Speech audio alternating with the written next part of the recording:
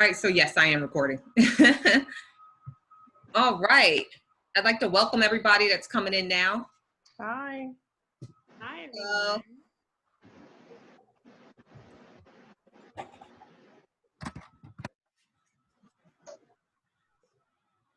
Just kind of give it a little bit more time. Yeah, give it, yeah, well, I know, it's 2:59. It's like, we're like, go! Maybe like at 3:02, we could be like, all right.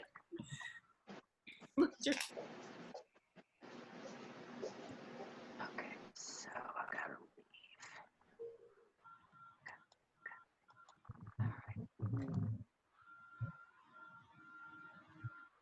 Everyone, welcome. More people. Hello. Hi. Okay.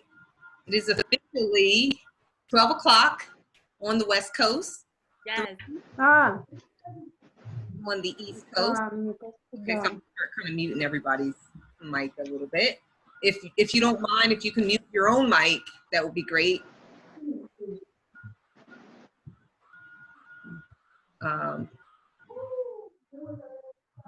Okay. So did you want to start us off with some words, Magella, or? Hi, everybody. Welcome to Black Women's Day of Meditation. I'm absolutely so grateful for everyone's presence here. Just keep in mind that, if possible, if you could please go ahead and mute your audio, that we truly appreciate it as we're going through our sessions. We are truly grateful for everyone who has decided to go ahead and be in this journey with us.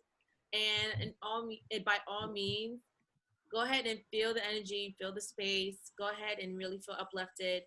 Again, I'm Magella of Mega She's Black, and I have been so gracious to be able to be in the presence of 3 women who started this amazing journey of Black Women's Day of Meditation, named Liz, Asia, and Dominique. And I see we have some jams. Somebody's vibing out. I'm hearing I just muted. Just thank you. Just so as we're going through this journey for the next couple hours, where we are, meditating, praying, etc.,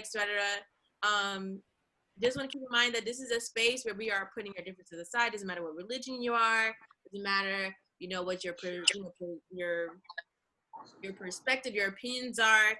We are here on a mission to go ahead and manifest world peace, the oneness of humanity, and also really out here trying to get our inner peace on, because we know during these trying times, we are really on this test to really get our own selves grounded. So again, we really want to go ahead and appreciate everyone who is participating on this journey with us, and especially for today. So I'm going to go ahead and pass it on to Liz, one of the founders of Black Women's Day of Meditation. Hi, everybody. So just to kind of give you a little bit of background about Black Women's Day of Meditation, this is a movement to incorporate meditation into the lives of as many Black women as humanly possible, as well as everyone, really, because I think that meditation is something that we can all kind of benefit from. But one thing that for me makes it very personal is, of course, I am a Black woman. And as such, I'm aware of the unique problems that we have in our communities as it pertains to childbirth and disenfranchisement in every sense, as far as our justice system and healthcare system, and just every system that there is. Black women are disproportionately affected in terrible ways, and I want to kind of create a safe space, as well as just a personal appreciation for meditation and what it can do for us, because I do believe that by turning to meditation, we can create that safe space within us, as opposed to looking constantly looking to the outside for approval and for things that we know that we're not going to be able to get from anyone other than ourselves. So I created this along with my friends Dominique in Asia, who are also very, very big on mental wellness and just wellness. And we were just talking about what we can do to create change in the world. And we were like, let's save the world through meditation.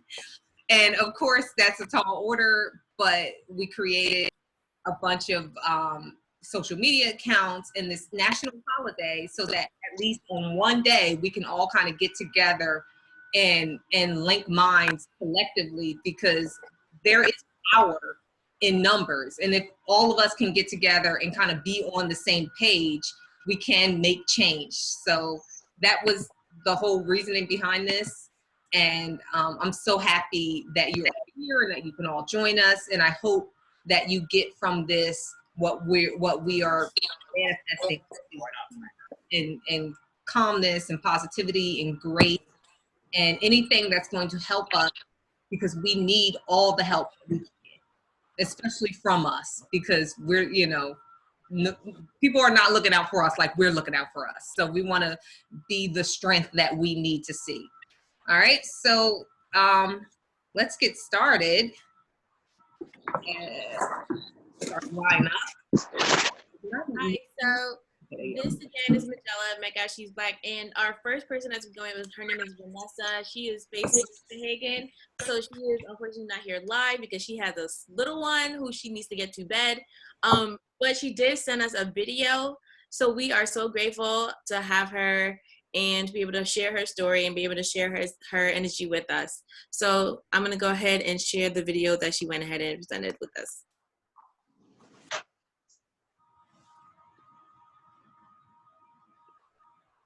My contribution is for the guests. I have a baby with little feet running around the house. Not little feet, heavy feet. The sun is coming. Okay. So I hope you can see me, because I love the sun. It's a part of my actual vibration. So, hi everyone, it's Vanessa. This is take, I don't even know how many takes I've done. Sorry, the sun keeps getting in my way. But I have a 15-minute video, and I actually had to take advice, my own advice, from the video that I just provided y'all. And inhale, exhale.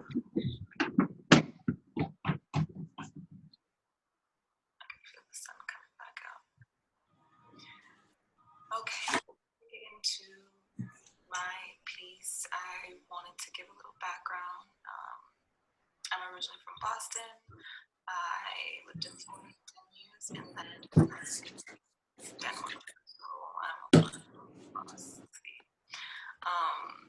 And I appreciate Magella for inviting me to partake in the Black Women National Day of Meditation. And I think it's for a cause that is noble, the National Bailout, and I think it's of substance that Magella and her group of together take up that cause. I have a little bit of background in yoga, but I've been very inactive since having my son, Motley. And so I was a little nervous of what am I going to provide?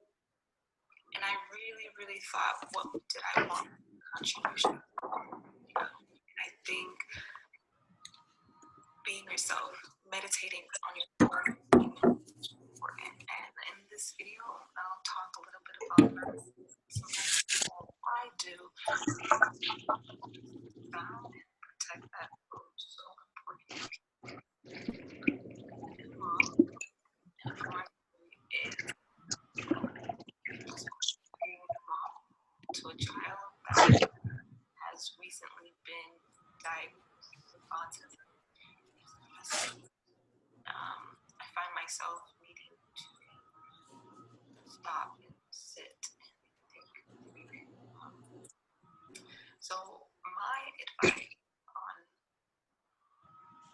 how to lower your stress or maintain your peace or maintain if you're already kind of this type of vibes where kind of keep it cool, how to maintain that. I think what helps me a lot is breathing, simple breathing.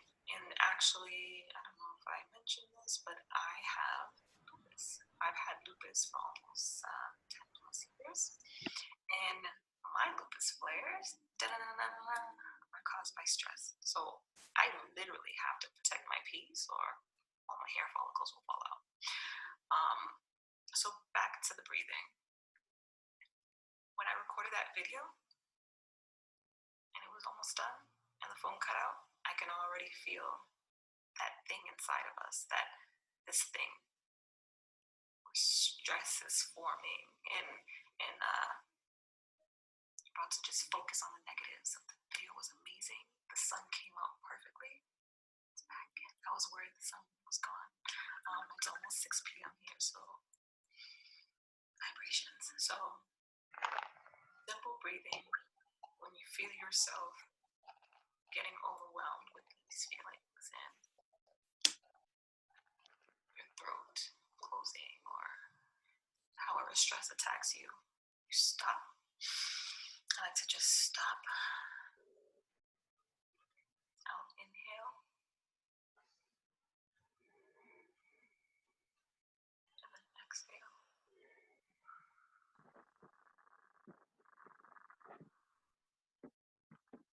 I can instantly feel the calming effect.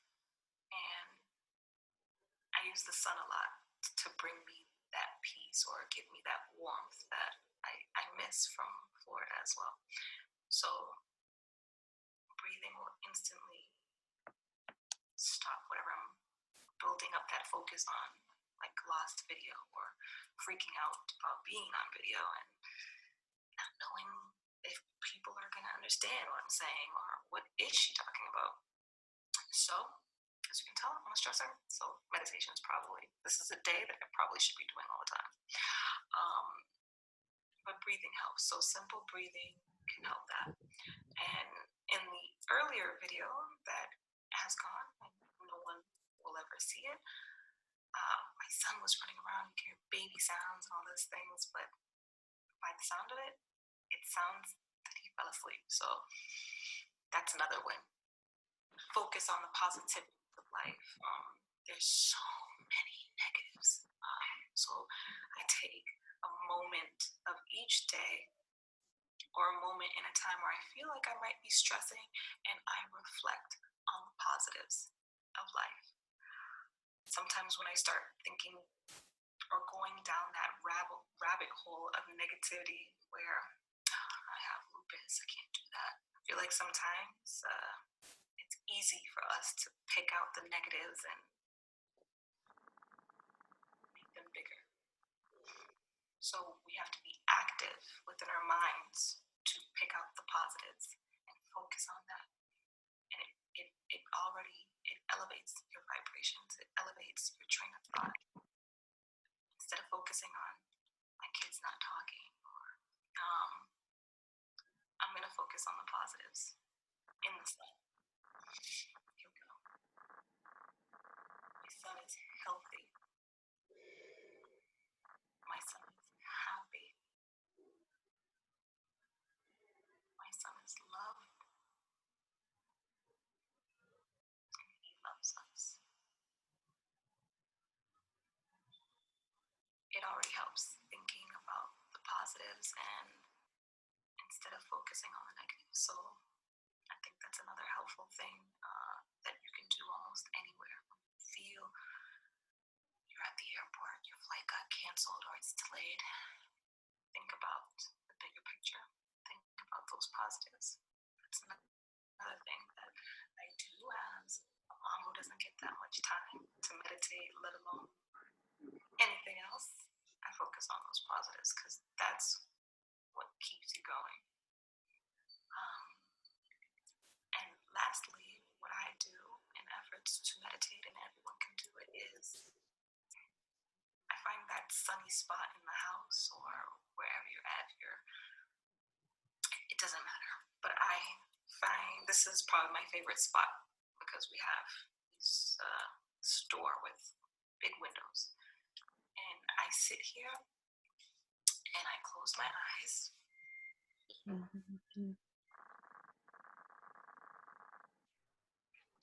Sit in the sun. I let the sun rays warm my skin up.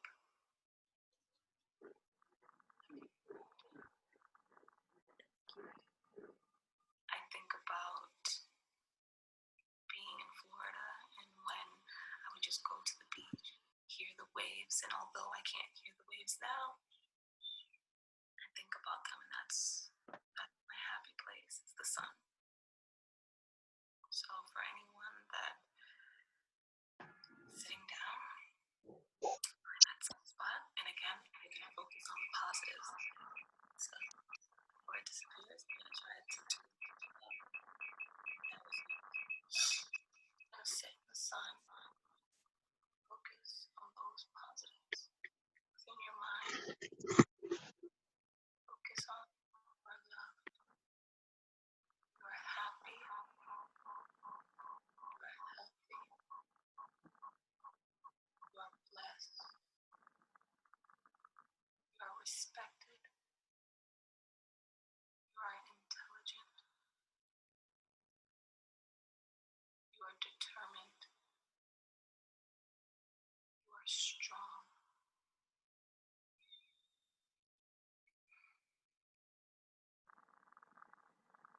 Find that spot or your happy place. You sit and you just focus on the positives. Say those affirmations. And just be you within your own vibration.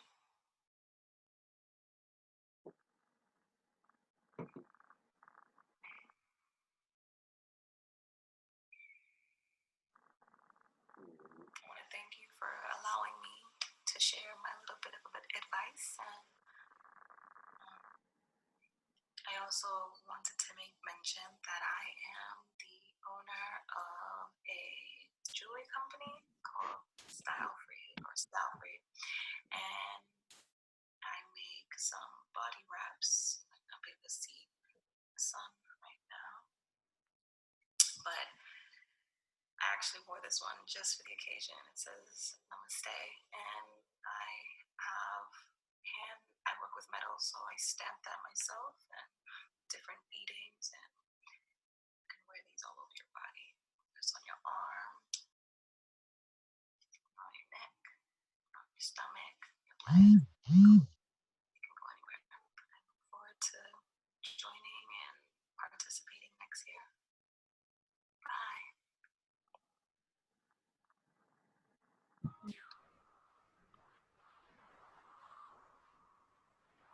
Thank you for that. That was awesome. I just want to thank again Vanessa. She's in Copenhagen. I want to thank her for putting that video together. I know she is very busy as a mom of a toddler. So for her to take the time to do it, no matter how many takes it took, she's able to go ahead and gracious with her presence that way. And then I would like to go ahead and introduce the amazing Rachel. I know her from her energy is absolutely positive.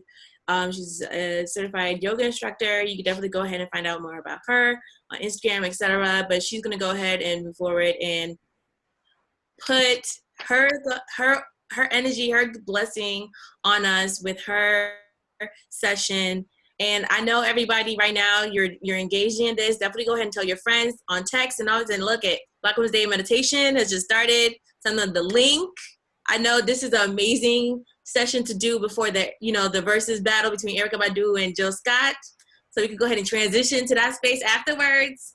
But please go ahead and definitely share with your friends. And again, here's Rachel. All right, hold on. Let me find her. I got it. I got you guys. Thank you, Queens. Welcome everyone again to our Black Women's Day of Meditation event. First, I want to thank you. I want to thank you for showing up today, because although we are quarantined, we could be anywhere right now, mentally, physically, and we are choosing to show up for ourselves. I've found that a lot just with working with other healers and spiritual beings and people of color especially. Oftentimes enough, we put other people before ourselves. And as we all know, but rarely follow, we cannot heal anyone until we heal ourselves. So today, before we start manifesting world peace for everyone, we will manifest that peace within ourselves.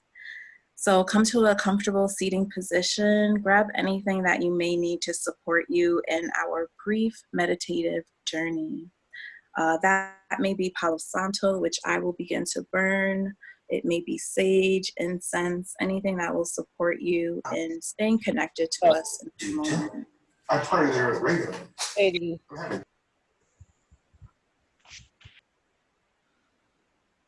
And we'll take a moment just to ground ourselves. I offer to, again, come to a position that supports you. You may want to lay down, maybe rest your head back from sitting up on a couch. Close your eyes, rest your hands on each of your knees, and just surrender. Surrender to the moment that we're here together. Surrender to what is going on in the world that we may feel that we do not have control over, and that is okay. Trusting that where we are is exactly where to be, but also remembering our connection with nature, remembering our roots, remembering our ancestors, and acknowledging their presence that is within us, their presence that is within this chat. You are seen and we see you, and thank you for showing up today, and their presence that is within nature. And take a deep breath in. Release it through your mouth, and do a few more breaths on your own, just coming back again, connecting to this moment, connecting to this time in history, connecting to whatever you are sitting on, the sounds of where you're at. Maybe it's an apartment, a studio, maybe you have neighbors, or you hear cop sirens, or the California waters. Connecting to it all and allowing it to go in, because these are the sounds that surround us. This is our nature. And visualizing a white light, almost clearing that canvas, clearing the sounds that are around us. And here we have, with our eyes closed, or maybe gazing down at the ground, whatever is comfortable for you, we have a blank canvas. And we get to create that nature. We get to go back outside again. And so today I will guide you through a meditation, which is voluntary. If you do not choose to go along with us in this journey, you may find paper and maybe journal a bit, or maybe trust and know that where you're at is exactly where you need to be. And so we start our journey, wearing all white, walking down a boardwalk. It's made out of wood, and we're walking slow, step by step, heavy in our feet, walking along this boardwalk. And for some, we may see Coney Island, we may see Venice Beach, but all we see and feel is just the wood under our feet walking.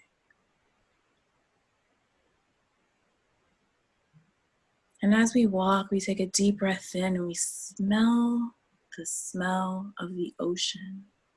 We smell coconut, we smell shea butter, we smell suntan lotion, pineapple, mango, a tropical breeze through the air. We smell it all, allowing it to take over our body and surrendering and knowing that where we are is exactly where we are supposed to be, and trusting Mother Nature, trusting our ancestors to guide us back to nature. Guide us back to feeling rooted, to feeling grounded, to feeling safe, to feeling supported. And we're walking on the wood boardwalk, the smooth wood beneath our feet, barefoot, walking. And we reach 3 steps into the sand. And as we jump, step, skip, or hop our way into the sand, we feel our feet sinking into the sand, supported, grounded, safe. We feel each molecule of the sand on our toes, on our feet, the warmth of the sand, not scorching hot, surprisingly, but comforting, warming. And we walk. We walk towards the waves. We walk towards the calming sounds of the ocean, calling us closer and closer, step by step, seashell, rock, debris by debris, through our feet, each finger, toe, footprint in the sand that we feel.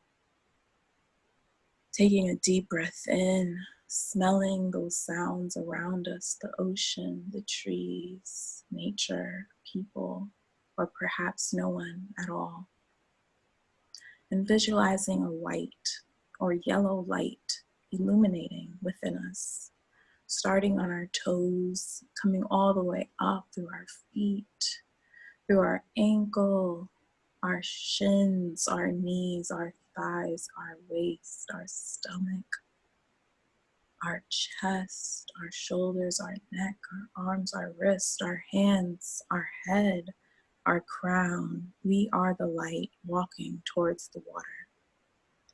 And as we get closer, we hear the waves, or perhaps we hear just the calming waters coming closer towards us.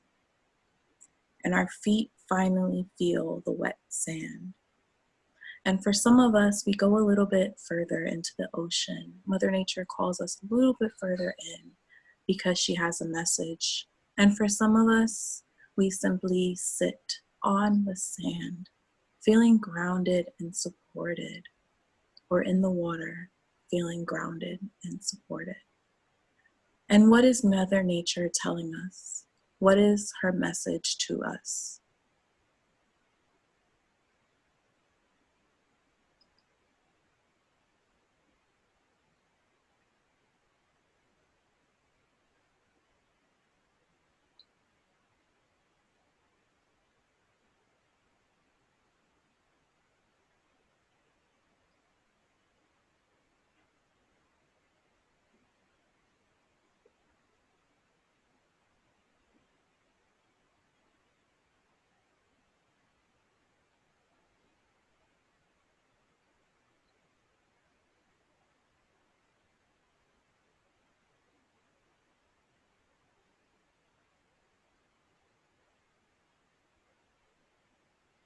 Listen deeper.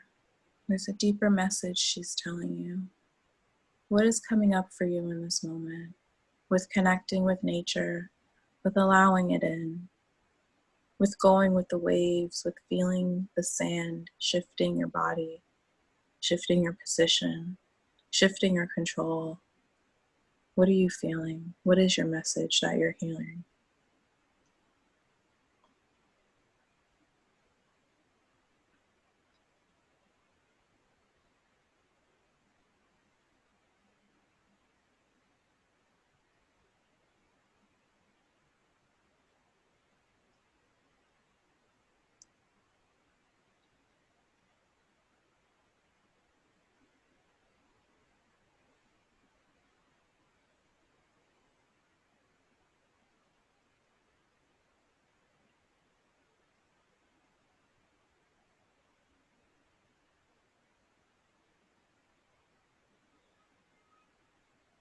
Take a few more breaths here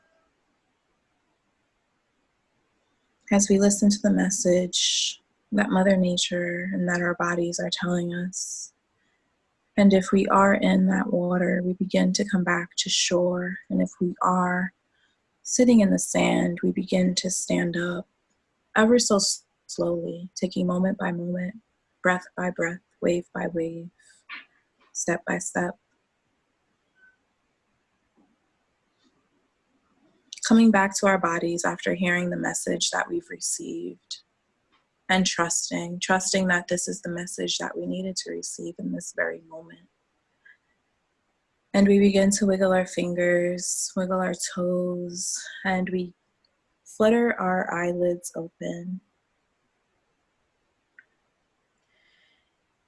And we come back to this chat just knowing that radiating the inner peace that is within us and the inner light that's within us will almost certainly ignite that light and ignite that peace in the world.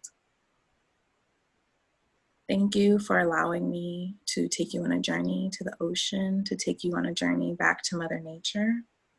And thank you for choosing yourself for today, for this moment, whatever that may be.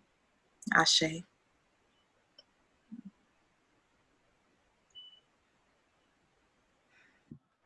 Thank you, Rachel. Let me mute and mute. That was beautiful. There we go. Okay. Unmuting Magella as well. So definitely, thank you again, Rachel. I truly appreciate it.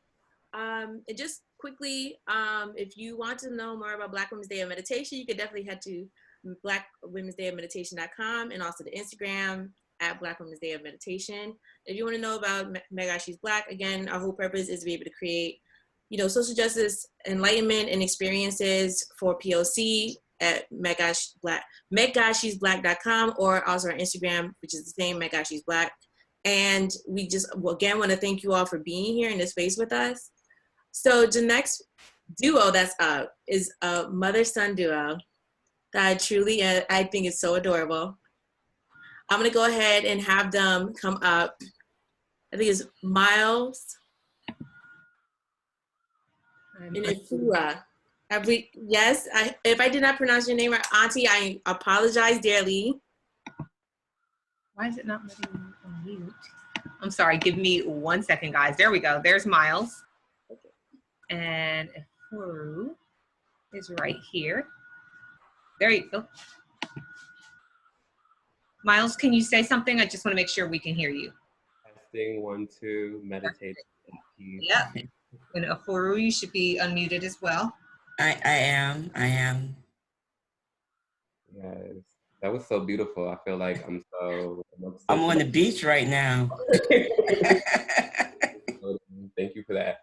So, I want to send a lot of gratitude to Magella for inviting me to do this, and I wasn't, as a practicing Black feminist, I wasn't ignorant to the idea of wait, I'm not a woman, and it's Black Women's Day, and I really had to think to myself. I was like, well, maybe I just won't do it. And then I thought to myself, what? It's actually my mother, Ifuru's birthday today. She was born. Today was the day that she blessed the earth with her presence. And the day before Mother's Day, no less. So she was not playing no games.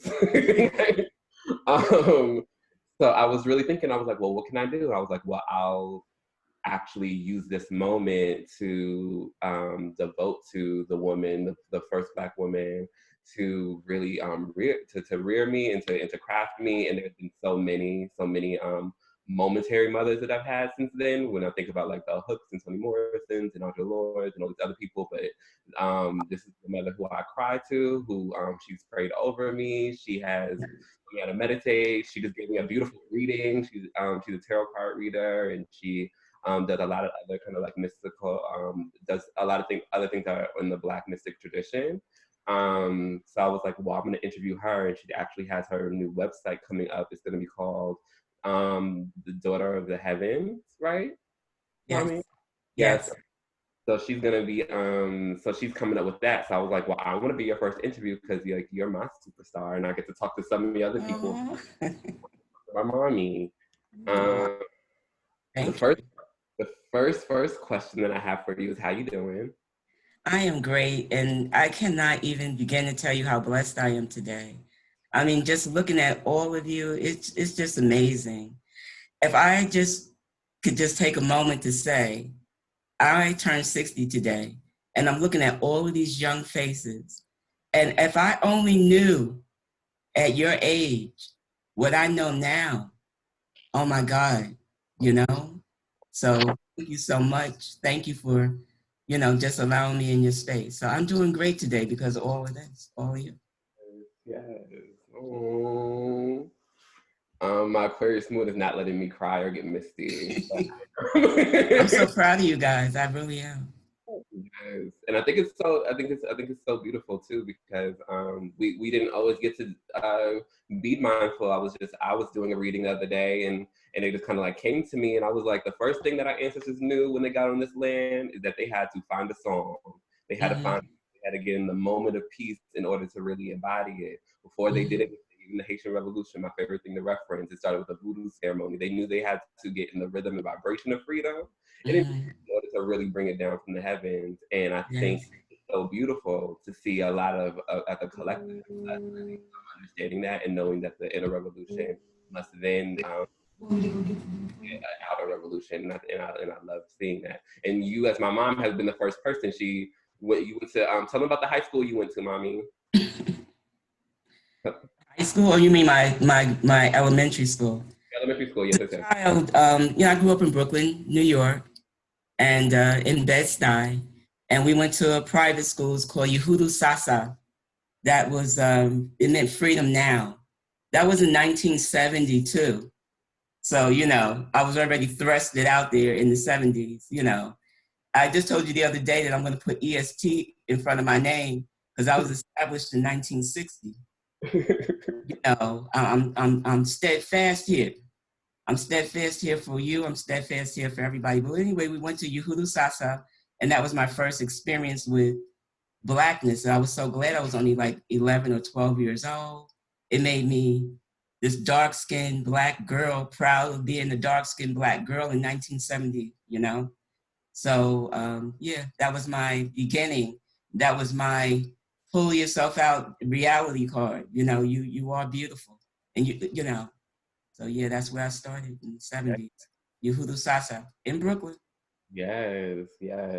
And then to make it even better, like where my mother grew up, she grew up on Bainbridge, and the ancestors put me on Bainbridge last year. So I was living there, and you can't choose nothing in Brooklyn. So I didn't orchestrate it. I was like, this is where the apartment was free. So the ancestors literally put me where my mother grew up at, and I just couldn't believe it. We're so grateful, and we're so blessed in the earth realm and in the heavenly realm. They just give us so many synchronicities to let us know that we are ordered and we planned this way before I met you, my sister.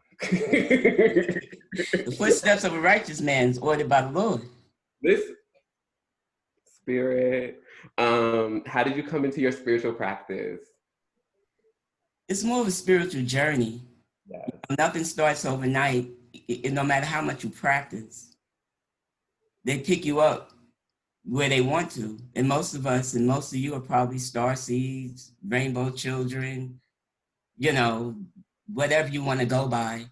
If you have that calling, you already know it didn't start yesterday, right? It started a long time ago when they were whispering in your ear as a baby, when they were telling you who you were as a baby.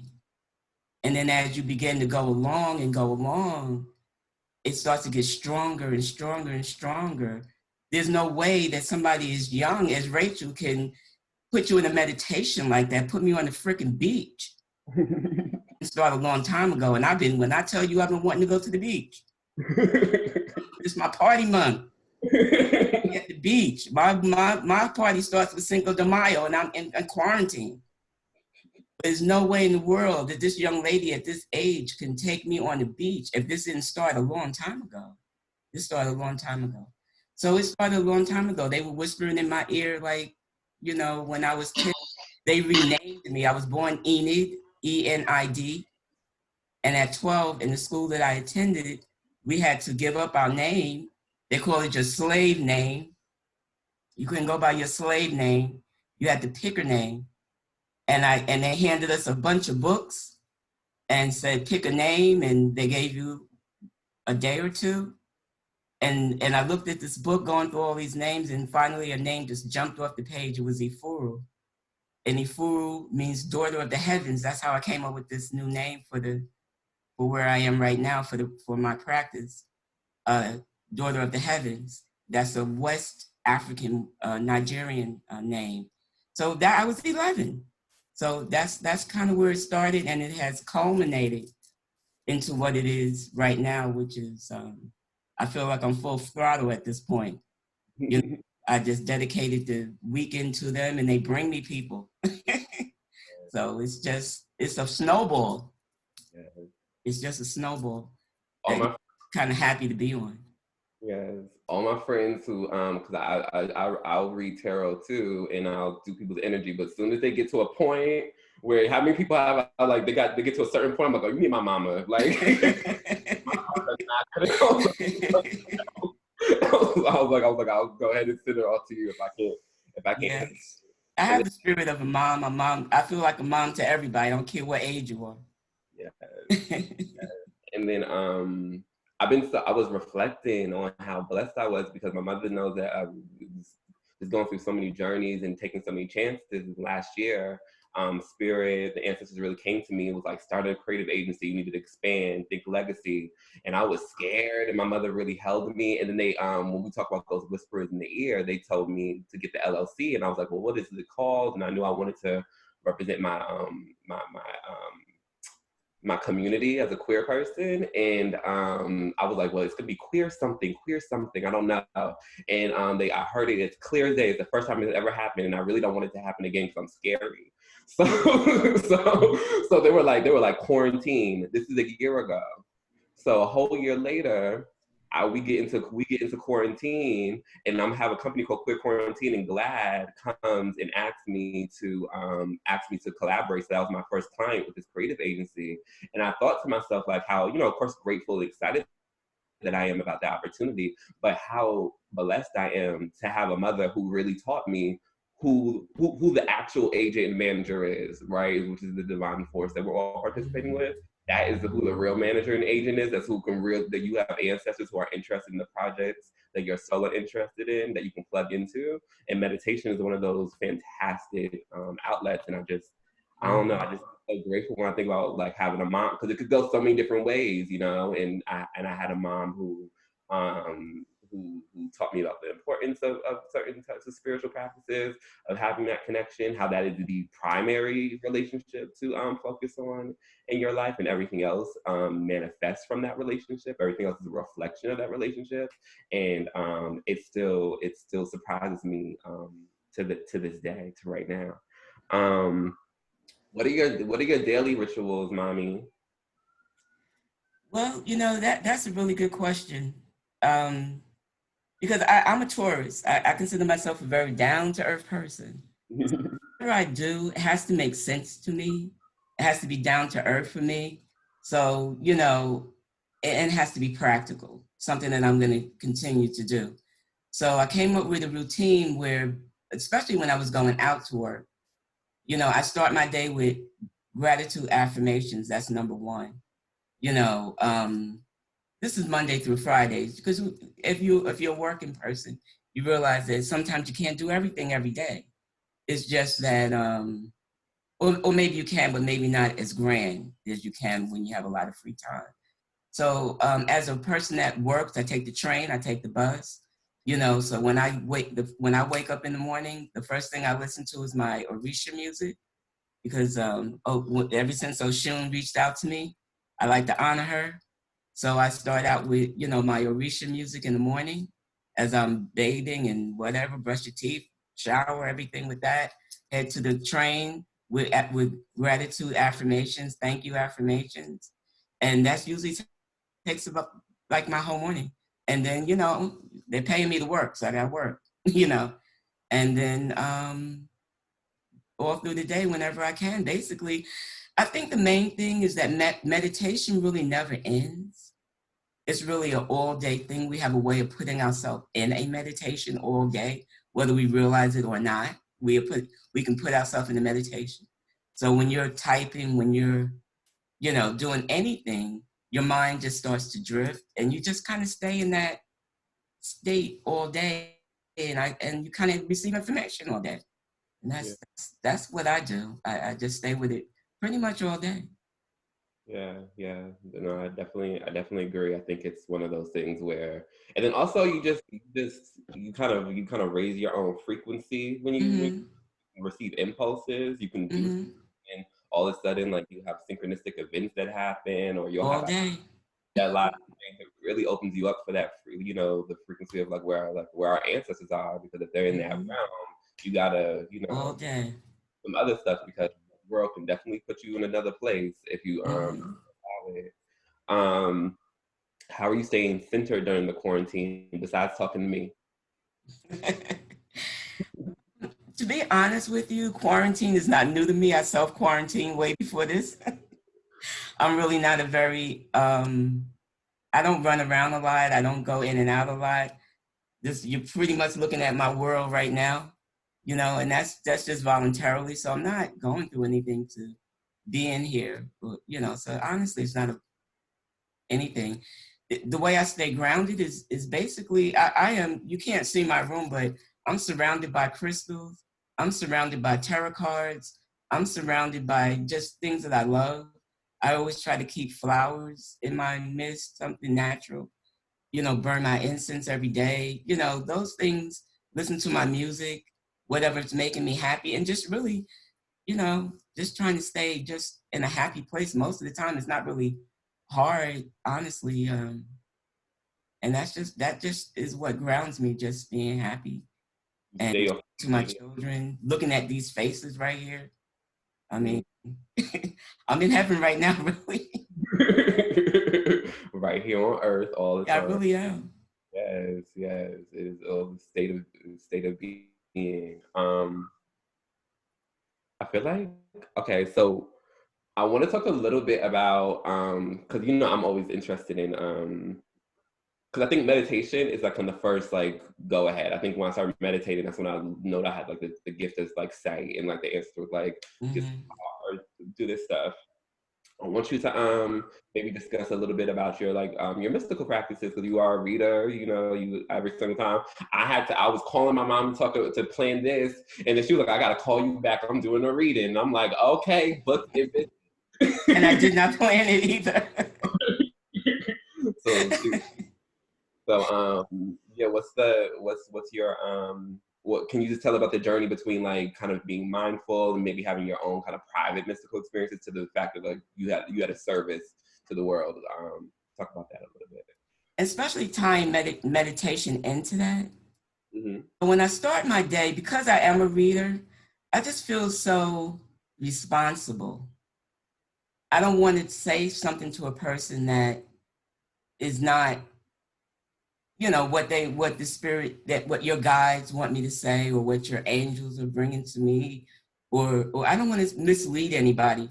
So I almost feel like responsible to center myself in the morning, first thing in the morning, and just listen. I'm not a meditator where I'm not that good at it. Like this young lady, I mean, she just pulled me in. I can't even pull myself in like that. But you can quiet your mind and just think. And when I do that, when I just sit here in the dark, they usually wake me up at like 3 or 4 in the morning, and I just sit here in the dark and I just let the words come into me, and it's usually something to do with what's going to happen to me that day, or what the week is going to be about. They're always telling you something. When I say they, I mean your guides, your angels, your guides, your higher self. Those three, they're always telling you something. There's always a message. There is never not a message. There's always a message. So quiet my mind. I try to center myself. Sometimes I hear words, sometimes I hear phrases, but I know I'm going to need it for whoever I speak to today. So it's very important to do that. Then, like this weekend, I told you, Miles, Friday when we spoke, I told you, I just dedicated the weekends. My birthday is Mother's Day. So I dedicated the whole weekend to the ancestors, to my higher self, to whomever they want to bring into the space, into this space. Believe it or not, this little space a bunch of people end up here, and I'd hardly leave it. They just let in, you know. So yeah, it's I just try to stay grounded. It works together, you know, my willingness to serve, and then the universe's willingness to bring me people to serve. You know, it's a joint effort that we have going on. You know, we're not alone. You know, this is a joint effort that we all have. You know, when you're meditating, you're not alone in the meditation. You're receiving thoughts. You're sometimes rejecting thoughts. You're receiving messages. Some you want to keep, some you don't. You have that right, you know, to make a decision on what you want to do. But to me, it all works together. I can't do one without the other, you know. Bringing in the energy. This is another way I ground when I'm doing my work, you know. That vibration just kind of brings our ancestors in. It's like dinner's ready, you know, and they kind of come in. And I hope I answered your whole question, but it is about just opening yourself up first thing in the morning, or the first thing that, you know, that you want to think about is who you want to help today. And I just open that up. That is, to me, mysticism. It's not really complicated. It's just wanting to help people. Right. Mm-hmm. I agree. And then talk about a little bit about you know, I grew up. My mother, we're talking all the meditation stuff, but my mother had her own business. We moved. We trucked to Atlanta from New York. So she has always had her own business since I've known her. She had a daycare. She had a very successful gift basket company. So she's on another venture. So, you know, we are one with the universe, but the universe also brings an abundance. So go ahead and talk about that business. Well, it did come through meditation. Yes. It did definitely come through meditation and just kind of imagining what you want your life to be. I just like being surrounded by beauty, things that are pretty, you know. And the first business they gave me was a gift basket business. I did that for 10 years, but you know, so it's just time to move on sometimes. I did it for about 10 years, and now I haven't had a business for 10 years. And now, so the new practice has just put me in an internet space, which that was an internet business also, I guess, preparing me for where I am today. So the new company is daughteroftheheavens.com. We also have a Daughter of the Heavens presence on IG, and we have a Daughter of the Heavens group on Facebook. So, I mean, and it's live right now. IG is live, the Facebook is live, and the website is on the way. It should be done next week. But really, the Facebook group is really, to me, the most important thing right now. It's very new, both, and YouTube also is very new. It's one video up there, has nothing to do. It was just me stuck in a plane, hoping not to crash. But they're both new, and everything is under one name, which is Daughter of the Heavens, on IG, on Facebook, on the web, you know. And it's all actually just come through, I think, what the guides want, you know. They want us to do the work that we're doing today. They want us to be together today. That's what that's what I've been hearing all week with everything. The togetherness is just so important, in knowing that we are one. You know, so the whole business is about sharing that we're one with people like you all. Yes. But we're talking about, you know, crystals, jewelry, tarot cards. Crystals, jewelry, tarot cards, readings. Right. Tarot readings, and then also we're going to do past life regression, hypnotherapy sessions eventually. Yes.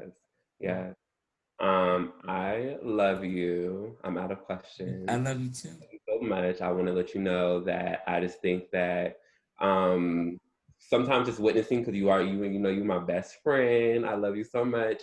And I just think that you, and specifically because it's your birthday and you're 60 years old, what a walking miracle you are, in so many different ways that society will try to harm somebody who's a woman, somebody who's Black, somebody who, and then even as you being a woman who wants to be business, you also, me and my mother are both queer identities, LGBT community. so the thing about all the different things that like were stacked against you in 1960 was easy. I was born in 91, right? So by the time I came out and Black and doing all this other stuff, I had a little bit more room. But then you started that journey in 1960, and then because we're all one, it's like part of you're your own individual. But I do believe part of your journey of being all those things was so when I came in, I would have a place to call home, even when the other outside world felt like such a strange, ruthless place. And you really helped me, and I just want to honor you, and I'm so thankful for you, and I love you so much. Thank you. And, it's the best birthday gift ever, you guys. Yes, you're my favorite. It really is. I mean, I'm so proud of all of you. And I'm surprised, I'm proud of the young ladies, but I'm really, y'all gonna feel me, the older ladies. You already know we have been walking this journey. We have been walking this journey. I said, I'm gonna add the EST in front of my name. I was established in 1960. I've been for a minute. All of them to wake up or be born at that.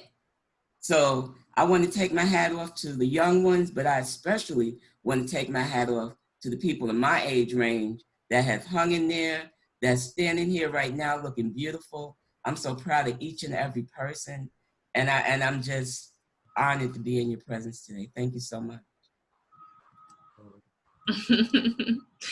Thank you so much. But before you go, I want to ask you about that Orisha music. How can we get it? What's that? Where can we get? Is that on Apple Music? I actually searched YouTube, and I'll be happy to post the link to it on Daughters of Heaven. Okay. Heavens, and I'll post it in there for everybody. That would be great. Thank you. That'd be good. I love it. It's a great way to start your day. Wonderful. With Oshun. Oshun has been the biggest help to me. Yes.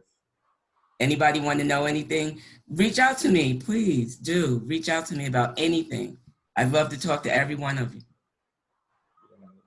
Wonderful. All right, and we'll make sure that we also repost your website name and in the chat so that everybody can see it and get that information now and reach out to you for sure. Yes, ma'am. I loved everything that you guys were talking about, especially honoring our elders. I mean, you guys are closer to source energy. So be close to getting back. And I'm in a rush, really, but yeah. I'll hang out with you. Closer on both ends. Source, and we need that. We need you. You are treasures to us. So we thank you. Thank you. All right, let me unmute you, Magella. Oh, you got it. So just to let you know, I'm actually, you can see my phone. I have my mom on Facebook video. It's like we were having a hard time trying to get the Zoom together for her, and she's in Connecticut, so I'm not with her right now for Mother's Day weekend. But she's here and she is observing, and I'm able to connect with her this way. My phone, showing her live. I see my mom down there. Hi, Mom. Hi, Lisa. Mom is on here too. Hi, Mary. Birthday. My mom. That was my mom saying hi to everyone. Yes. Happy Mother's Day to all the guardians, all the mothers. If it's biological, if it's not biological. Hi, Mom. Yes. Like, again, thank you so much for being such blessings. My mom, she said, like, so again. I'm sorry. I just wanted to hijack this just a second because my mom is here. Mary Harper, she turned 75 years old last Sunday, and she is still quite the activist. She talks to everyone about Islam. This is what she's into, and I just wanted to honor her at this time. I don't want to take up too much more time, but hi, Mom. I love you. And that's wonderful. Wow. and my mother-in-law is here too. Hello. Love you. I'm out. Oh, so our next person that's going up again, she is I think she is pretty much like a human physical like being of what it is that is all nature and Mother Earth-esque. Like LaJayla, she's like, look, once you go ahead and start talking to her, she is, I know Rachel's like her facial expressions. Yeah, so of course she's gonna be blessing us with her experience. LaJayla, definitely go ahead and get on to go ahead and bless us with everything that is, and who probably, I guess, as my generation, who I think is so connected with her ancestors. And again, I thank everybody for coming on to this and really participating and being on this journey with us. And for all, especially all our elders, all those who are there who pretty much paved the way for us. So again, LaJayla, definitely go ahead and head on. Thank you guys for having me. Magella, that was beautiful. I'm like, I want to say thank you to our elders who are here now, and Ramadan Kareem for Mary, and happy solar returns for our birthday. Just blessings to everyone for showing up for themselves today and for each other. My name's LaJayla, and if you see me stopping, it's because Spirit's talking, so sometimes I gotta make sure I'm in reverence and alignment always. But yeah, I am deep in this healing journey and path for myself and others. I'm a Reiki practitioner, herbalist, medicine woman. I love the earth. I definitely know who I am on this path and this road, and I'm just grateful that Spirit allowed me to come to earth again to experience this great transition, this great awakening we're in. So yeah, I'm going to guide us on a little meditation, and just hopefully bring some light into your space and allow you to feel some calm. I practice meditation. For me, meditating is praying. Meditation can be talking to Spirit. People ask me, how's your quarantine going? Do you feel alone? And I'm always with Spirit. So, when you said they wake me up at 3 or 4 a.m., I'm like, yeah, actually, that's like the hot hour. Everybody else is asleep. And I'm like, hey, guys, what's up? So, yeah, I'm just very grateful, and happy Mother's Day to everyone. And I just want to say thank you to our divine feminine within us and the divine masculine as well. And just really grateful that I get to guide you on a journey into yourself.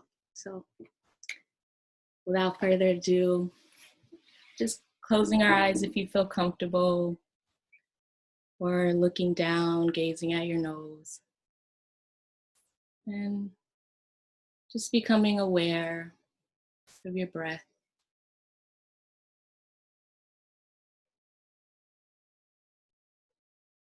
Feeling your chest rise and fall.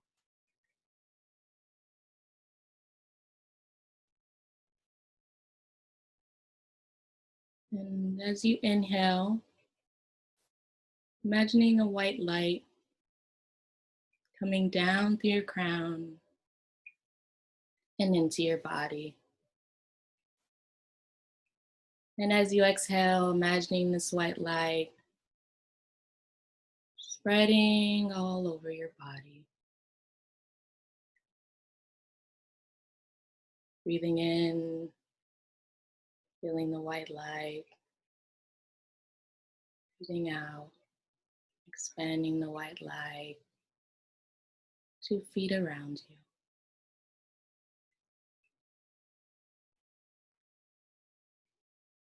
And as you breathe in this white light, seeing it cover your body. As you expand, seeing it stretch throughout your space.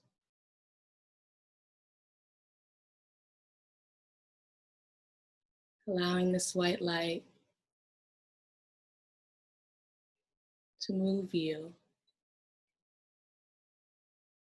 into a space of love.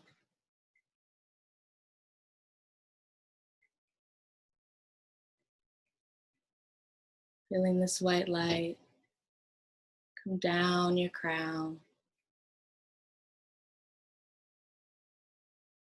Feeling gratitude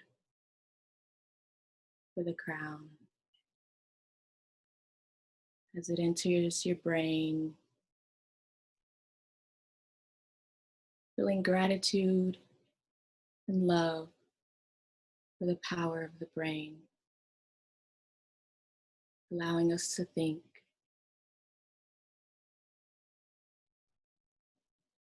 to be mindful. Allowing this white light to wash over our brain and any crevices needing light. Allowing this energy to reach there. Allowing this white light to trickle down our face, and our eyes, our nose, and our mouth. Allowing the white light to caress our ears. Having gratitude for the sounds around us. For the ability to hear loved ones laugh, spirits speak. Sending love and gratitude to our eyes for the miracle of sight, for seeing this beautiful day, and a smile on the loved one's face. As this gratitude comes down your face, relaxing the jaw and the tongue, giving love and gratitude to the mouth, to form words, to invoke the world around us. Feeling this white light come down our neck and shoulders, washing away the weight that we carry physically and the weight unseen. Sending love and gratitude to our shoulders, to the neck. And as we take a deep breath in and release, sending us white light to the lungs, to the heart space. Sending love and gratitude for our amazing heart.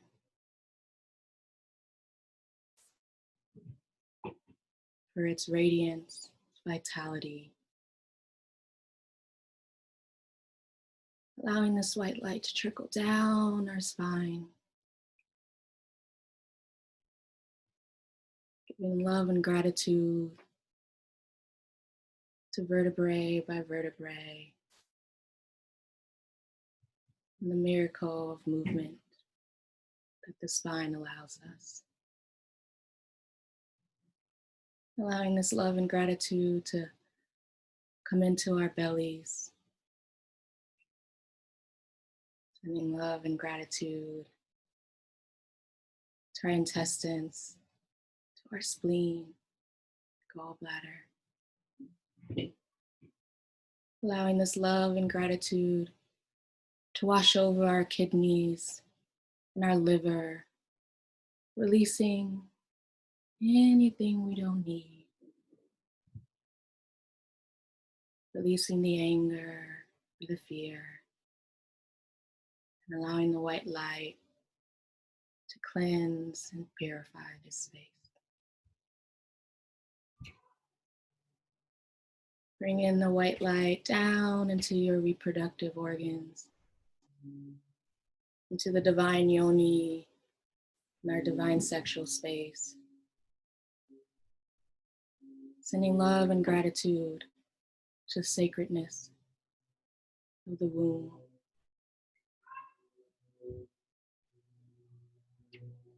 Allowing the space to be filled with this radiant white light.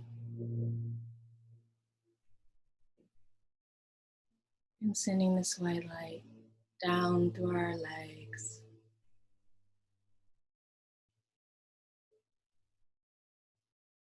Through our knees.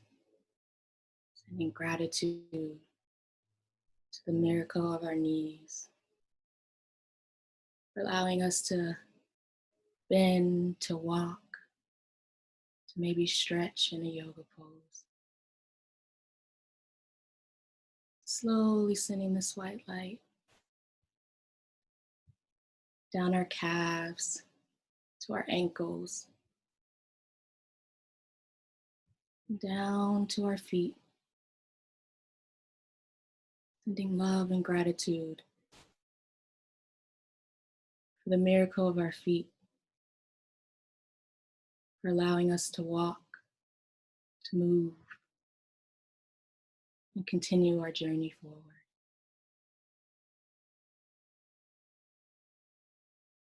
Sending love and gratitude to the biggest organ of our body,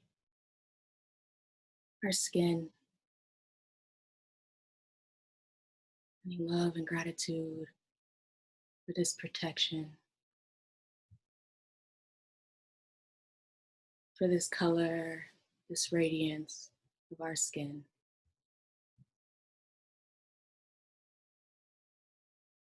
Allowing this space, radiance of love to continue to emanate from you. Bring your hands to your heart space. Feeling your heartbeat.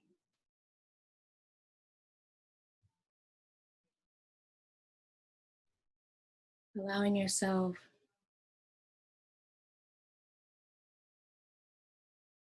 to fully connect with the radiance of you. Imagining a divine white flame within your heart space. And allowing this white flame to surround your entire body.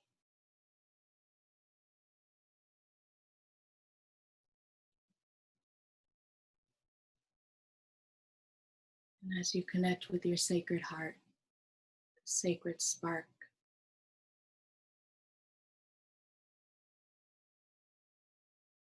asking your higher self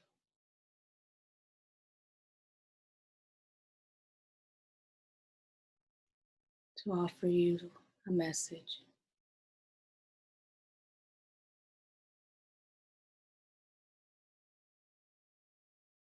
And as you sit with your higher self,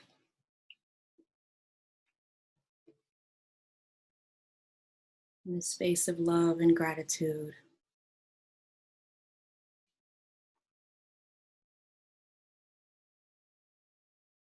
maybe there's a guide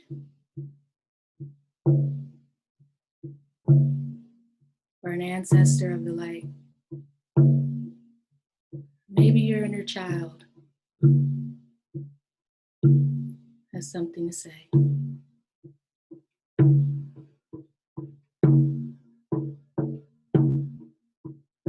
I hear the voice of our grandmother calling us. I hear the voice of our grandmother's song. She says, listen, listen, child, listen, listen. Rise up, rise up, rise up, rise up. I hear the voice of our grandfather calling us. I hear the voice of our grandfather's song. He says, stand in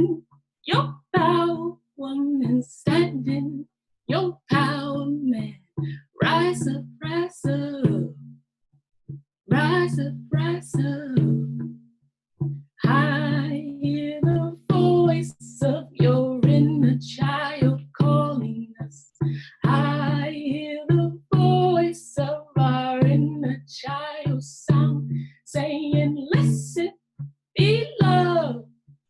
Listen, give love.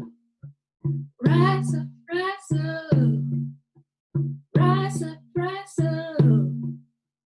I hear the voice of our ancestors calling us. I hear the voice of our ancestors sound saying, stand in your power, woman, stand in your power, man. Give love, be love.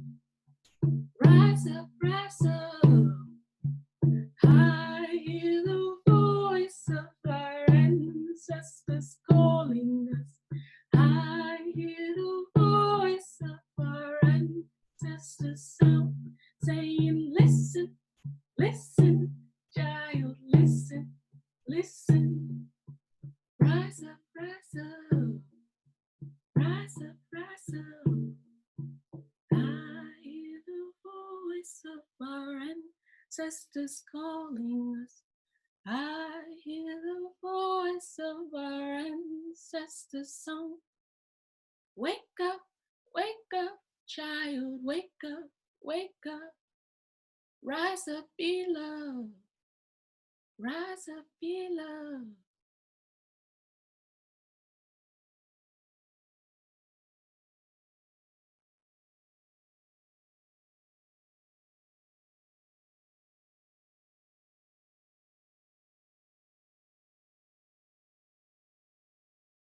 Sending love and gratitude to your guide or your child or your ancestors that visited. Allowing yourself to store this message within your heart.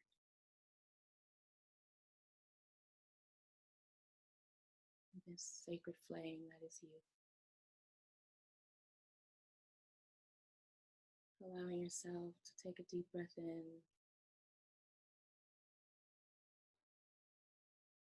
and exhale.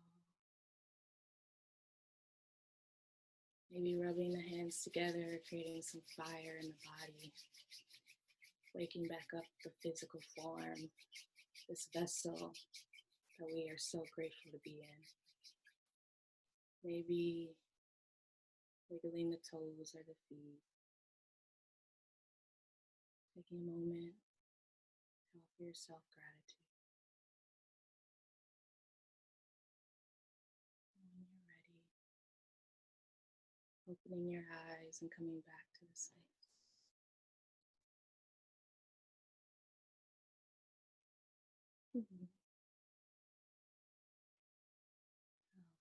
Thank you all for letting me share this space with you and offer just some light in this experience of everything that's going on. I feel that we can always take a moment to come back to ourselves and this divine light in our heart that we all share. And there's a lot of vibrations in the world, and love is that vibration that is infinite. It's ever expanding and always giving. So first and foremost, showing love for ourselves as beautiful beings in bodies and as brown beings in bodies, as women, as men, as sisters, as brothers. I'm just very grateful to be with you all. And if you'd like to connect, I'll send my information in the chat, and I offer Akashic record readings, Reiki, past life ceremonies. And if anyone's ever interested in doing some ceremonies, I work with various Indigenous elders, some from Africa, the Dogons, some from other traditions. So I would love to connect, and thank you all for being beautiful light beings and happy. I mean, there's so many things to celebrate. Happy being. Yeah. Thank you. Thank you so much for that beautiful meditation. That was wonderful. I feel like the song especially just took me somewhere. Yes, that's correct. And I want to thank everyone again for participating. I feel this is becoming like one of those PBS things. Okay, so thank you all for participating. Again, keep in mind, like, I know that we are all going through difficult times with quarantine, with a lot of things that we're seeing in the news. So having these spaces is truly necessary. And I want to thank everyone who participated in guiding us in our meditations and our different sessions. Just kind of, again, bringing light to challenging times. Like at this moment, this is our goal for this space and for this period of time together is to be able to bring about the oneness of humanity, world peace, trying to manifest that, especially with the various tests that we're being faced with, and really kind of connecting with our ancestors so we could know that we acknowledge them, but also to thank them and to continue to have them guide us in our trying times. I just want to quickly say that just know that we are also raising funds for the national bailout for mothers who are unfortunately unable to afford bail. So they are not able to go ahead and really embrace being with their children during Mother's Day or just be home during a lot of these, restricting quarantine times. So definitely go ahead. If not, I'll try to put the information in the chat as well. Donate straight to the National Guard. We did raise almost $200. So I really do. I'm so grateful. I'll definitely go. Liz, remind me to go ahead and send all that information to you. And also, if anybody knows of any grassroots or something where we could support, especially with the Ahmaud Arbery situation that's happening, if it's, anybody know who could Cash App or Venmo or what have you, to be able to see how we could also support, truly appreciate it. Definitely go ahead and put that in the chat as well. And again, so the next person that's up is who I call it the chocolate queen. My chocolate queen. So Nisa, definitely go ahead and you can unmute. She's gonna go ahead and put us through a magical journey as well. And I'm looking so forward to what's coming up. And everyone just, I know stretch a minute. You probably sitting there for a while, but know that all this is worth it. It's all worth it. We are here. We are here to connect with our ancestors. Ashe, we are going to get through this. And this is a mission of ours to really come together so we can go ahead and manifest our enlightenment. Hi, Lisa. Excellent. Hi. Hello. What did you call me again? Say it again. Chocolate queen. I love it. I love you so much. Oh my gosh. Okay, so I am happy to be a part of this. Thank you everyone for welcoming my presence. Originally we had a different plan, so I have to be in surrender to spirit and let it be the way it's going to be, which is always a bigger blessing in my experience.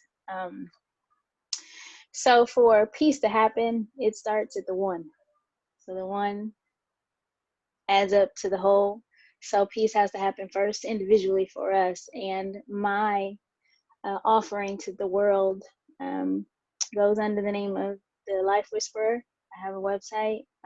What I do, my gift to the world is I allow spirit and you and spirit a bridge. So for a lot of my clients, they don't have an easy connection. It's something that a lot of us may find easy and then some of us not, but the things that we take for granted sometimes that come along with the territory of being a Black woman, being a queen, being brought up in a household that has that connection as second nature, something that we are not working very, very, very hard to get. Some of us lose it, but for the most part, there is a whole world of people who never have known it. So my practice is to help people find their practice and to help people connect. So when you say day of meditation, that'll land somewhere sometimes in a space for people where they don't know what to do with it. I know growing up for me, I learned the word meditation from other people. I never called what I learned as a child meditation. Again, for some of us, these things are natural. We don't have to sit in meditation in order for us to have the type of calm and peace. We learn it in a lot of different ways. So what I will offer to you are a couple things that I teach. One is, in order for you to have a practical application of connection, and whether you start with one or you don't, in order for you to acknowledge it, it has to be something that you do regularly. It has to be something that becomes innate. It has to be something that eventually you get to a place where you don't have to think about it. So if we're going to have a world that is different, we have to be different. That means we have to incorporate things in our life that cause us to respond to the world differently on a regular basis, where we don't have to work so hard. So what I'm going to offer to you is something you can start with a piece of paper and a pen. Your why is very important. Why do you want to be able to meditate, find peace, be calm, de-stress? What is it that you're going to get out of that? Write that down. If you can identify that, that is a starting place that's going to carry you through into a life, a way of being that will help you to be the one that will add up to the many, so the many can experience peace. So what that looks like is, the next time you go to the grocery store and you're frustrated, someone in front of you is taking forever, or the next time you get cut off, or the next time your sister, your brother, your friend, your associate hits you sideways, your response to life will change the more you have a spiritual practice that causes your connection to be second nature, right? So whatever it is that you feel that's going to do for you, I hope you wrote it down on a piece of paper. I'll give you a couple seconds if you haven't. Whatever you're writing down, it has to be something that is dear to you, something that means something heavy for you. How it's going to affect your children, your mother, your father, your family. If you don't have family, if you don't have children, how it's going to make you a better person. What is it that you want to get out of it? That way, if you get into a process and you say, oh, for 10 days, I'm going to do this, and by the third day you don't do it, you don't get discouraged. So meditation can be done in a lot of different forms. It doesn't have to be sitting still and listening to your breath all the time. I heard a sister before say, everything, right? That sounds like second nature to me. Everything you do, every moment can be an awareness, right? And it doesn't have to be trying too hard.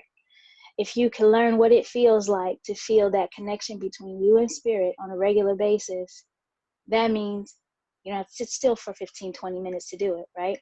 The way you start off with that is when you do the things that make you the happiest, when you're experiencing the foods that make you satiated, when you're interacting with the people that you feel joy around.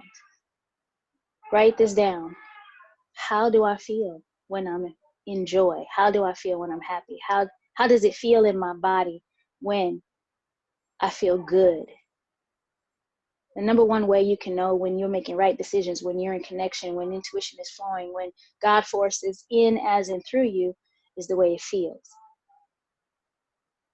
So take note, start taking notice. Acknowledgement is the first way to allow spirit to show up.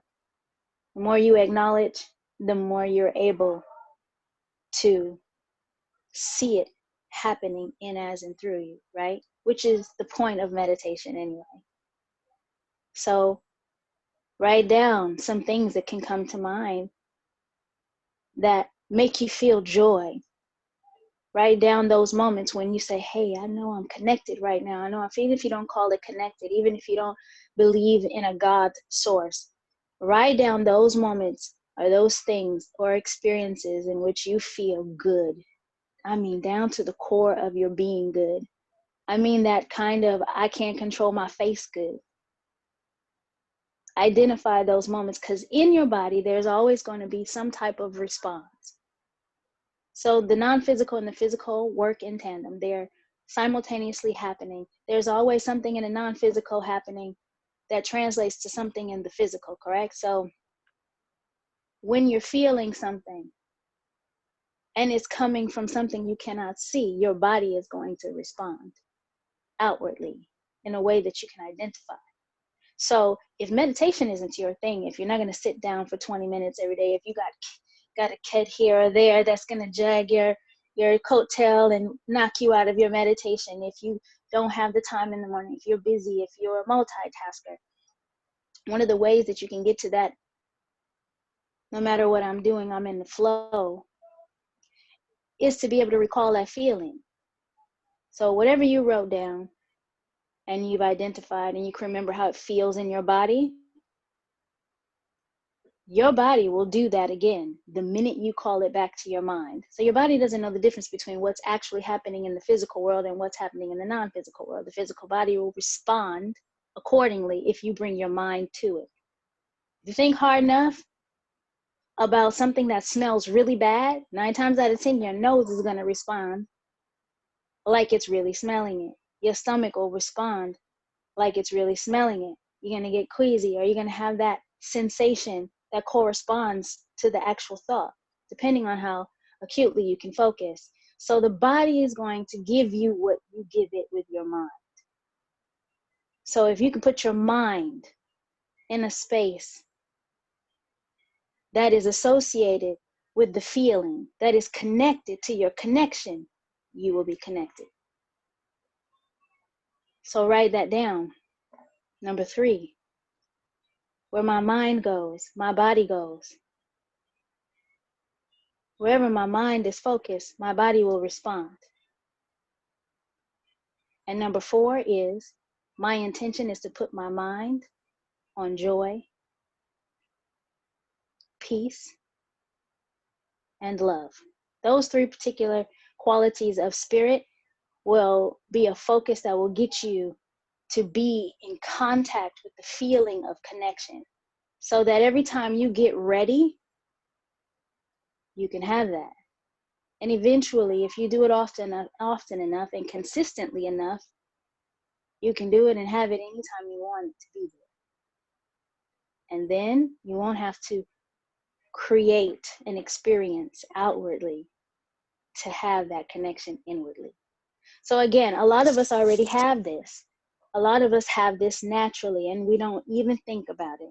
A lot of us grow up in an environment or to families or in a spiritual practice or from an indigenous culture that gives us the ability to live innately in that space. So if that's you, you can further cultivate that by acknowledging that connection in the most mundane things, and it will get stronger, believe it or not.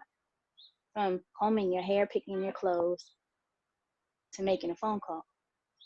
Involve spirit in those decisions, and you can even deeper a practice that you were born with. So from here, with those things in mind, I want you to keep those with you as a reminder of what we talked about. From here, I'm going to give you something very quick and very easy to help you connect in a very short amount of time. So if you can close your eyes, I want you to take your right hand and touch your left hand. No in particular way, just feel your body, your physical being. Notice that your hand is there. So when you get angry, when you get frustrated, when you feel anything less than those qualities you wrote down on that paper, touch your body, put your hands on yourself. When I was little, my grandmother used to put her hands on me. If I woke up from a bad dream, if I was sad, if I was angry, my grandmother used to put her physical touch on my body. Your hand, your own hand to your own other hand carries energy, electricity, spirit. Flow that to yourself. Put your hands on yourself. Feel your own touch. Feel the warmth. Now take that same hand and put it on your heart. And take a deep breath and feel your heartbeat. Acknowledge that you have life flowing through you. You are alive. There is something about you that is not physical. Take a deep breath and acknowledge that that part of you that is alive is always 100% without fail connected to source.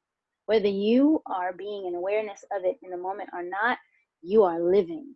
That life is connected to something that you cannot see.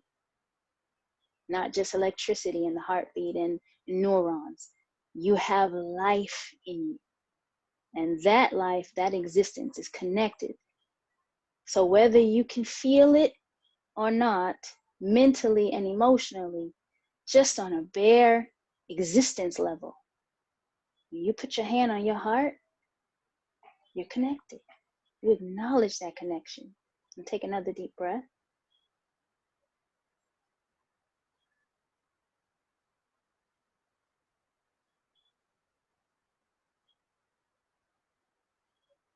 And knowing that you are living, I want you to acknowledge that you didn't have to pay money for that.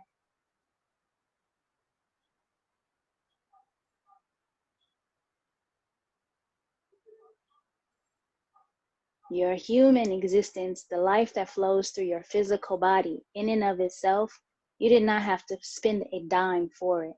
The maintenance of your physical body does require food, and you have to pay for food, yes, understood. But the life that flows through you is something that you cannot buy with money. Now open your eyes. How you feel? Take a moment when you're in your worst moments and do that. It only takes a second. It'll get you at least into a vibration that you can move away from. Wherever you are, into a better place. Now, if meditation is not your thing, there are so many tangible ways that you can move into the awareness of that which you just did. It can be touch. It can be acknowledging your life. It can be something as small as singing. And if we think about our heritage, there's a lot that we've done in our heritage with song. Singing is magical. Anytime you put emotion, intention, and then put it over music and words, that's magic. That's a prayer. Those are spells. Those are things that enact energy.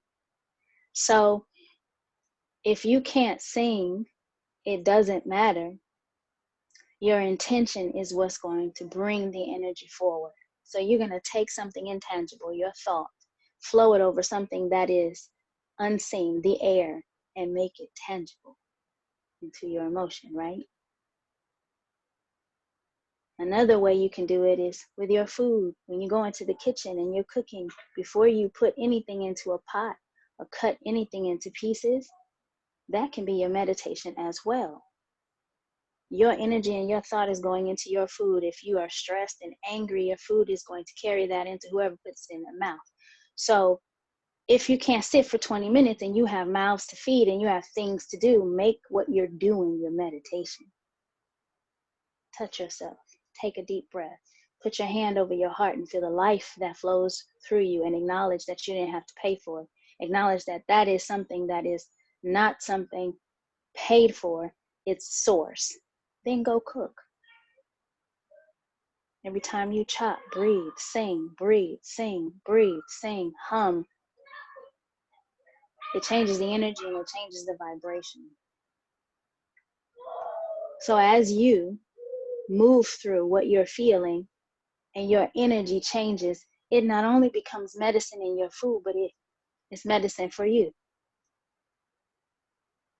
So these things are small things. There's so many different ways, and you can build a whole complete spiritual practice around those type of things, right? That help to heal the one, that help to heal you, that helps to put you in a position of affecting you, your healing. You're the one that adds up to the many, and the many make the peace. So when we go out into the world, we're in the right mind, in alignment, and that intuition can come so that we can hear and then do.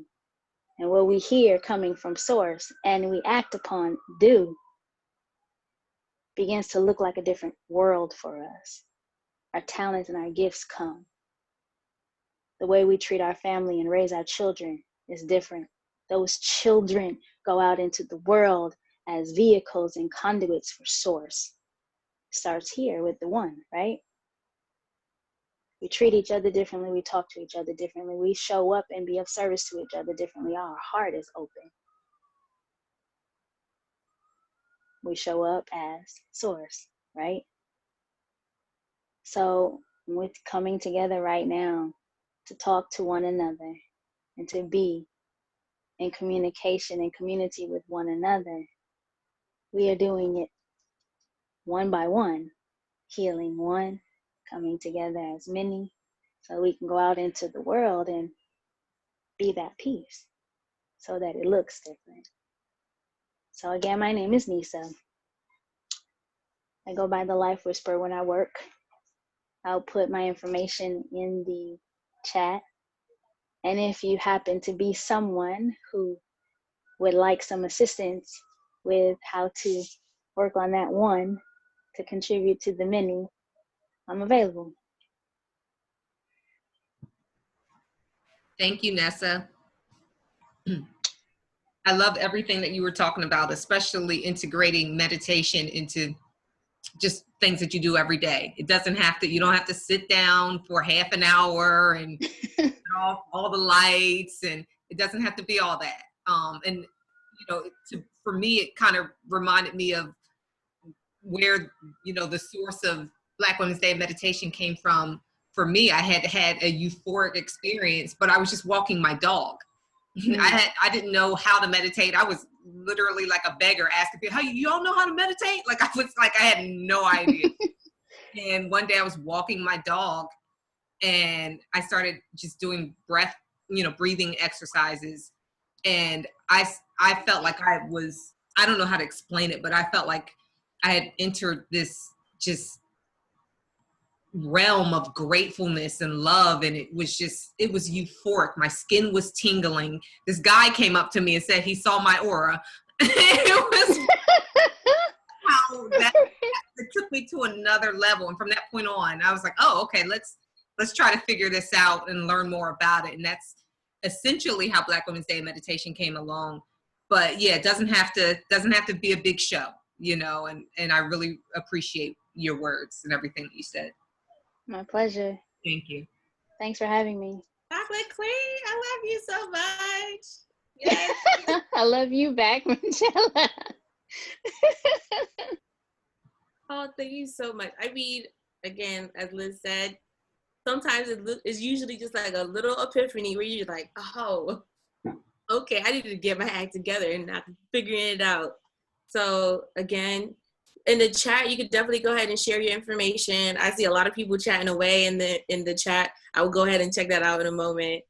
And again, like Black Women's Day meditation, that's exactly how Met God She's Black came about. It was just like an epiphany of, I need to get my spirit right, and I need to find a way to do it in connection with my roots specifically. And I said, let's go ahead and be on this weird journey.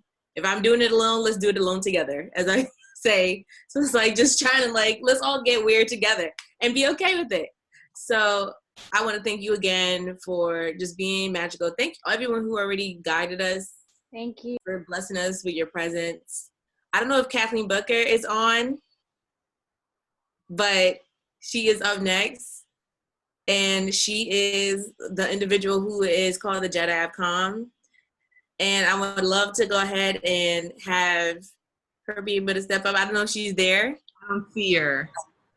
Oh, she's probably late. Let me tell you, she's in demand. Okay, so if Jayla know, Rachel, a couple of us know. Kathleen, she's in demand. Okay, she actually told me like, what time do I need to go on? I said, okay. So yeah, I'll definitely go ahead. Look, people are saying that Kathleen's the best. So I don't know if we could possibly have Asia go up first. I don't know if that's possible. And then I could go ahead and get a hold of Kathleen and tell her that she's on standby. I'll let her know. Yes. Yes, find her. She's probably doing another Reiki or meditation or something with somebody else. Like, oh, okay. So, and all me, I don't know if Asia can go up. Asia, are you available? Yes. Yes. If Asia, if you could go up, I would truly appreciate it. And I'll try to get a hold of Auntie. Okay. So, yes, my name is Asia. I am an actress in LA and co-founder of Black Women's Day of Meditation. And it is my intention to be who I am as a spiritual being in that space of artistry and the entertainment industry at the highest level, because representation matters and we need us in that space. So with that said, today, 20 minutes, I'm just gonna kind of take us through a quick breath, and I'm gonna read a poem by Rumi and the Persian poet. And I'm going to introduce and explain to you your happy place. And then I'll end it with an affirmation and prayer. So it sounds like a lot, but it's not going to be. So I know we've been sitting, so if you all would like to just take a deep breath, if you feel any tension, just wiggle it out, Get that motion in the body. And then just feel your breath from the top of your head float down to your toes, quickly, back and forth. And let's just ground ourselves for a moment. Breathe in, breathe out. Breathe in, breathe out. Okay, you ready? So I guess I can put this in the description. Hopefully you guys can see this. This is what I'm reading from. Hopefully it's clear. Here goes. What world's mysterious roll within the vast, all encircling ocean of the mind, cup-like thereon, our forms are floating fast, only to feel and sink and leave behind. No spray of bubbles from the sea upcast. The spirit thou cast us not view, it comes so nigh. Dark drink of the present, be not ajar, laden with water, with lips stone dry, or horseman blindly bear far, who never sees the horse beneath his thigh. That's the end of the poem. There's a note for a line in the poem. The spirit thou not cast view, it comes so nigh. And the note is, spirit, the divine element in man and woman, is hidden from our perception by its immense and universality with which its attributes affect and manifest. So I want to take you to your happy place so that we can manifest and be present and grounded. A happy place is a place where your mind can go on vacation. It's a place where you can have a tough conversation in advance, practice the conversation with someone, a husband, wife, boss, or a great conversation. You can practice a eulogy in your happy place. Your happy place, as we're about to create it, can be as large, and if you're an Olympic swimmer, you can practice your strokes in this happy place. The point of a happy place for us as spiritual leaders and meditators and believers, breatharians, etc., is that we are the examples in the world. So this is a tool to quickly get us grounded because, believe it or not, people are watching us. They know who we are and they need us. So we must take our tools, use them, elevate our emotional IQs, and take them out into the world, right? Okay. So here goes. Close your eyes, and I'll take you to your happy place.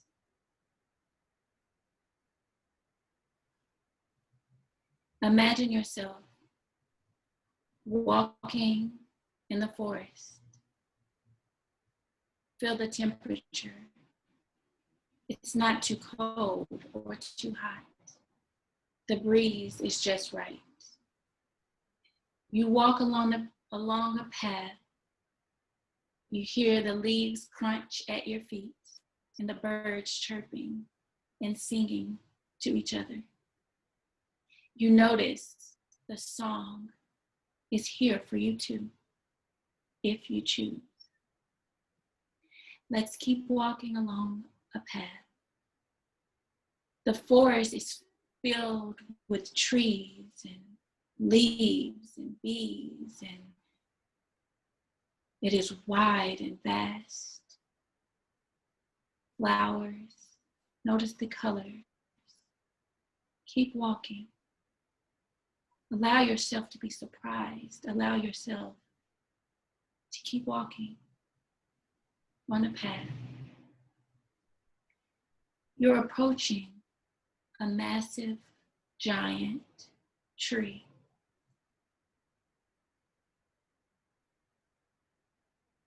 You are right in front of this tree. You notice an opening. It's inviting, so let's walk through. Inside this tree is hollow. It's as big as you want it to be, and as tiny as you imagine. This is your happy place. Inside this tree, you are safe. You can call your ancestors to speak to you. You can practice your vocations. You can decorate this space. So let's try. Imagine the most beautiful painting in your hands. Let's put it up. For a moment, I will go silent to give you the freedom to decorate your happy place. A place that is sacred. A place that you can escape to, vacation to, retreat to, as quickly as you want to, or stay there as long as you wish. Let's decorate our happy place. What color are the walls? How tall is it?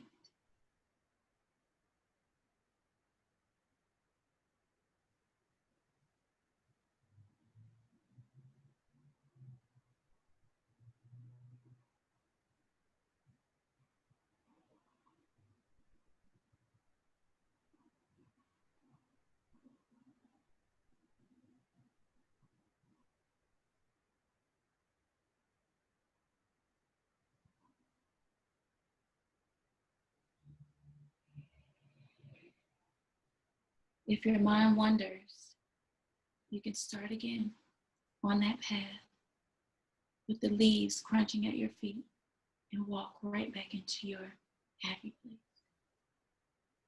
Inside this tree that comforts you and loves you. Feel the earth supporting you.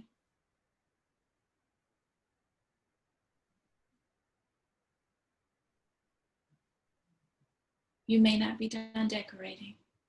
You may have come out of ideas. But I want you to take a deep breath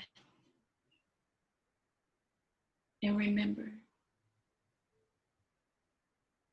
you can always finish decorating. You can always come back to this place and sit anytime you need to. on your mental vacation. It is time to leave. So let's gently open our eyes and remember that place is always there for you.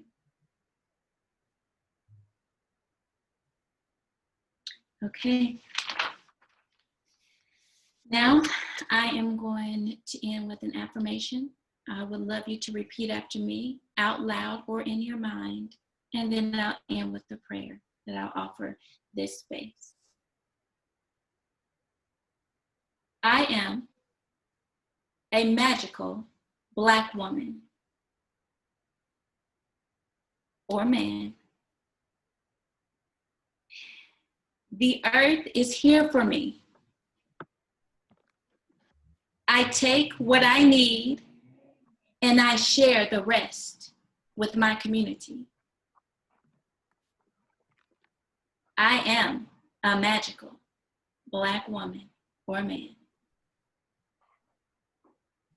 Yay. Okay, so now let's pray. You may choose to participate in this or not. It's okay. It's all love.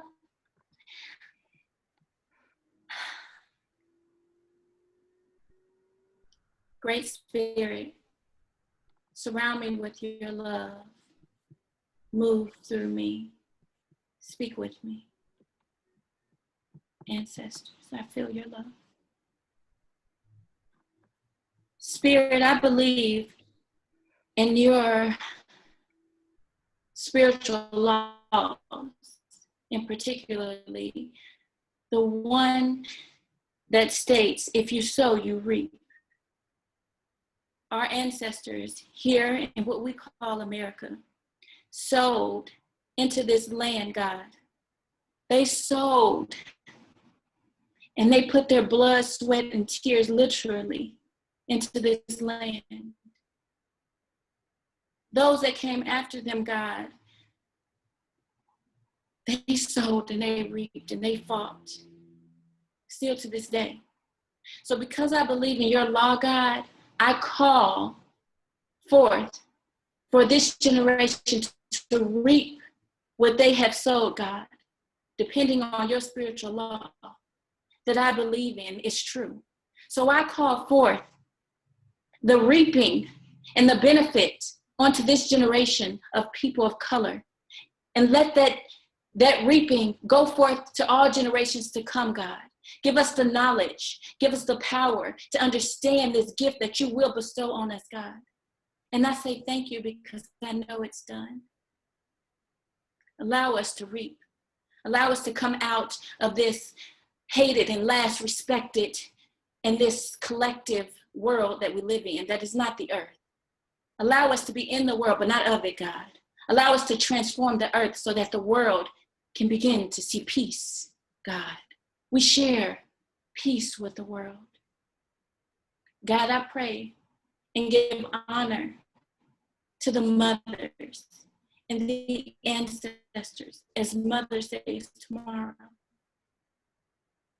I give thanks to all the mothers that birthed us. From the very first mother to the very last, I give thanks, God. And to all those who may not have their mothers, God, I send healing to them right now, God, through these words. Give them a hug, a virtual hug, a spiritual hug. Ancestors, be with them and know that they are not alone right now.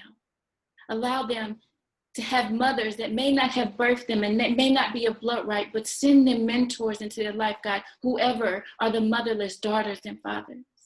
And I bless the fathers who have to step into the role of mother and father because the mother is no longer there. For God, we know the beauty of a mother and having a mother in our lives, having Mother Earth in our lives, God. So those that do not have it, send them what they need. Forgiveness, love, peace. I thank God for this space. I thank God for everyone listening. I thank God for everyone who lended their support. And I say, and so it is. Thank you so much. Amen. Amen. Amen. Thank you. Thank you so much. That was a powerful prayer. Thank you. Okay, I see Kathleen is here. Hi, Kathleen. Hi, Calm has arrived. Well, you know, I'm just going to say and keep it real. Things are supposed to be slow. I have been busy as a mo these days. It's like, what? What time is it? 92 o'clock already? So forgive me for not being present, but here I am, all of me, and then some. Thank you. Thank you. Thanks for coming. Thank you for the invitation. That's absolutely, that's Magella. Are we ready to roll? Yes, please bless us. Oh, well, I am so ready. Hello, everyone. Thank you so much for your presence here today.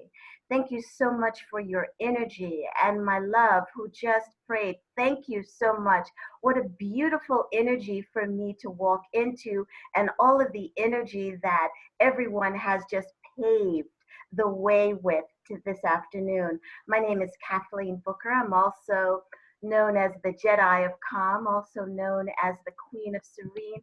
I'm just going to pin I have a lovely gentleman in my video. Let me just pin you there. Also known as the Queen of Serene. And what I do is I am a transcendence guide. The breath is just an incredible way to heal. And I'm just going to say, from the Rudy to the Tootie, there really is, in my personal and also professional experience, you know, so much that the breath does for us. And first and foremost, as I always like to say, we got up today. We got up, and we got up in our right minds today. So thank you to the breath. Breath is God, God is breath, breath is love, love is breath. And with that, just take a nice breath in and just let it go. And I have to shout out my girls, Meet God, she's Black. Thank you so much for the invitation, and for Black Women's Meditation Day. Thank you for creating this. I am just truly honored to be a part of it. You know, when I participated in this last year, I was just struck by the energy and the passion of my sisters. And I'm going to be honest, you guys better give me a timeline, because I'm a little warmed up here, so I might go on a little bit. So just let me know, because I feel myself stepping up in my pulpit. However, I was just so taken with the commitment, with the passion. And when I showed up and I saw all of these gorgeous Black and brown sisters, I was like, yeah, I am so happy to see my sisters here. It is imperative for us to take care of ourselves. And I'm going to take this out. Can you hear me okay? There's no feedback? Okay, good. Erica says, step on in there, sis. Just so filled with spirit and gratitude, and to the grandmothers, because I have been calling my sisters. Where y'all at? You know, where you at? To come in for us to cleanse and clear ourselves of a lot of the ancestral stuff that we carry that is not ours to carry, and some of the things from the collective consciousness and the collective consciousness energy now is, oh boy, I mean, it is imperative for us to wipe other people's energy from our shoulders, from our hearts, from our minds. It is our time to connect, snuggle into spirit, and soar and awaken. And I'm going to say even woke up more. That's poor grammar, but you know what I'm talking about. So share with me, open your mouth wide, take a big breath in. And just exhale sweetly, saying, ah. I'm going to share this and then we're going to get into the breath. It is funky as a moe out here. The collective consciousness energy is heavy.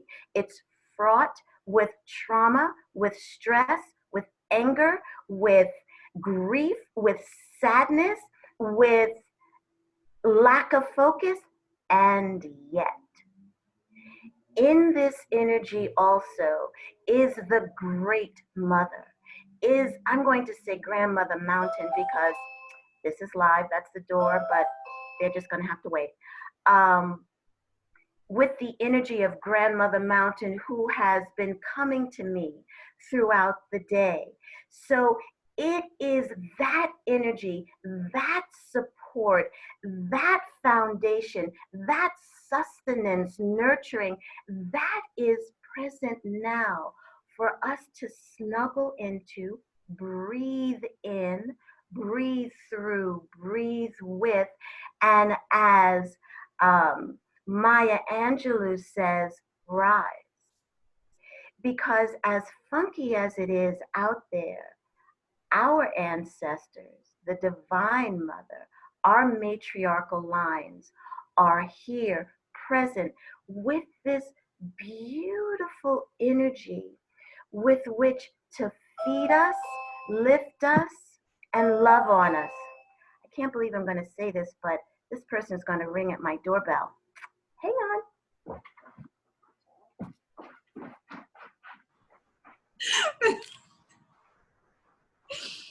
It's worth it. It's worth it. I mean, she already got us in. Like, I'm here. I'm here.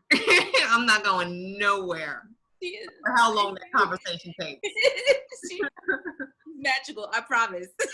Yes. Now, this also gives me the opportunity to really hone in something that I say all the time.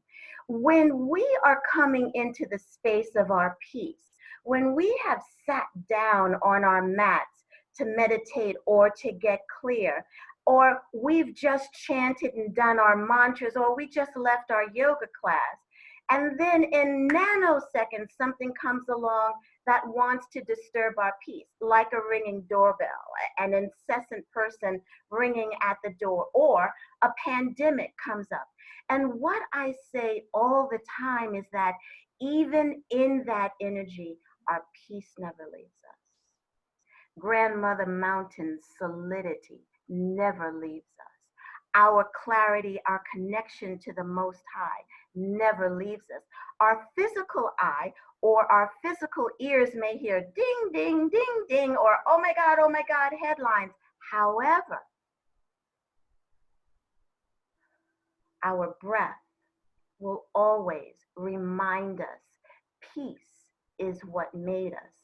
Peace never leaves us.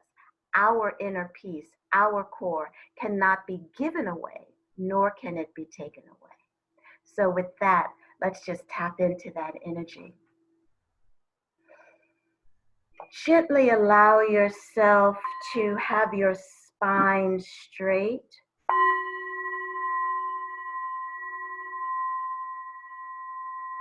If you're lying down, I offer that you put something up underneath your knees for your lower back. If you have spinal issues, please set yourself up in a way that is comfortable and supportive for you. You want your back to be straight. That includes your cervical spine. And if you're sitting up, I would offer you have a little something to rest the back of your head on. If you're sitting in a chair, please do uncross your arms, uncross your legs, have your feet flat on the ground, or you can sit cross-legged. And if you're lying on the floor, then please allow your limbs, your arms, your legs to just open up from your body just a little bit so that your limbs are not close to your body. And as long as you feel safe, allow your eyes to close. If you do not feel safe, then just look at the tip of your nose.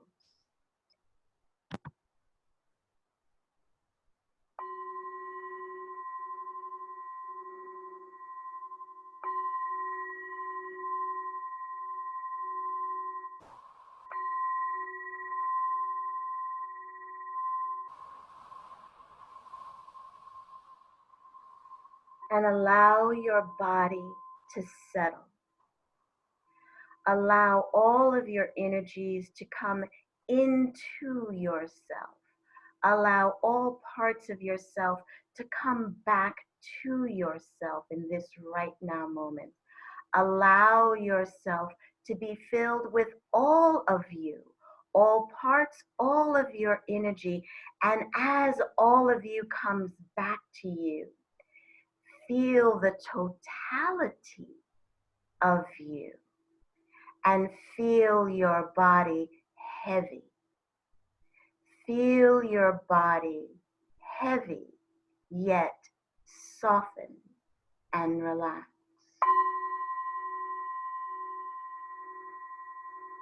Very gently, easily see, feel, imagine, intend it to be so, whether you're lying down or sitting on a chair. Feel the soles of your feet solidly standing on Grandmother Mountain. Feel the sturdiness of her. Feel how her energy, how her love lifts up through her soil and lovingly, tenderly holds your feet, lifts your feet, and you know, you feel you are solidly grounded, solidly rooted, solidly anchored in the center of the heart of Grandmother Mountain. The breath that we're going to do is conscious, connected breath work. That's connecting your inhale to your exhale to your inhale. I always use the analogy of a wave. A wave comes into shore and then it melds immediately back into the ocean. It comes into shore and then melds immediately back into the ocean. You will breathe through your nose, and I'm going to breathe through my mouth. The breath sounds like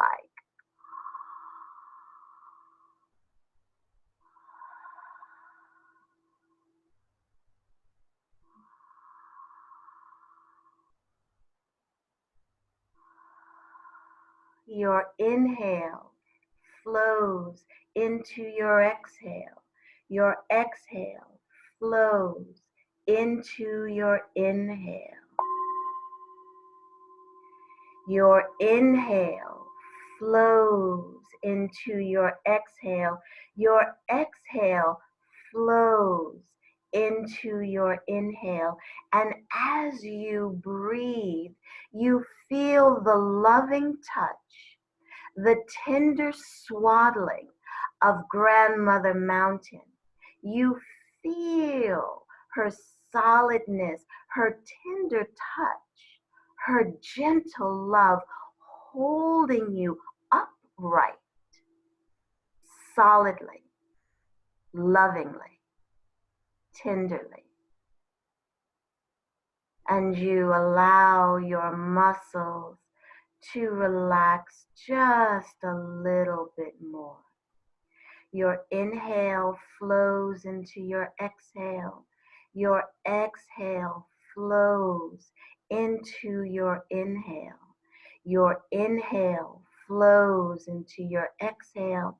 Your exhale flows into your inhale. And your joints feel loose, relaxed, supple, free.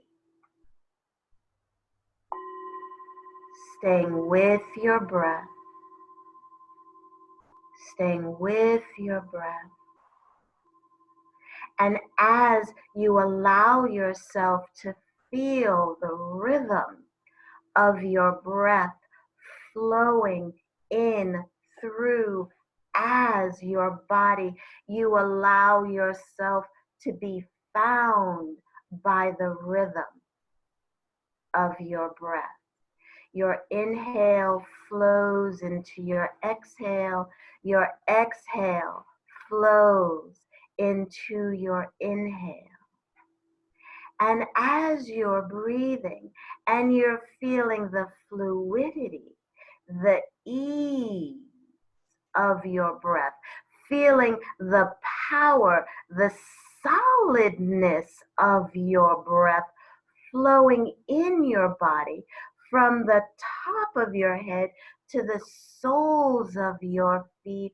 Again, you deeper relax the muscles in your body. You deeper relax the muscles in your body. You deeper relax the muscles in your body. Open your mouth, gently take a big inhale easily through an open mouth. Through an open mouth, exhale saying, ah. Go back to breathing through your nose as we call in our ancestors, as we call in our grandmothers, grandmothers, grandmothers, as we call in the Divine Mother, as we call in our matriarchal line. Stay with your breath. We call in with our inhale and our exhale. The shoulders upon which we stand now, we call our ancestors in. We call in our matriarchal line, the women who love on us, lift us, guide us, feed us. We call them in with our inhale and exhale.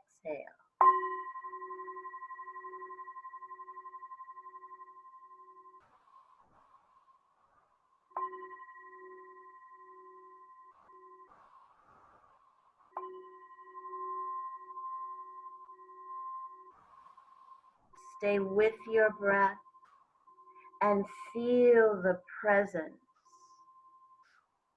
of your matriarchal line. Feel the presence of your grandmother's grandmother's grandmother's grandmother's grandmother's grandmother's grandmother.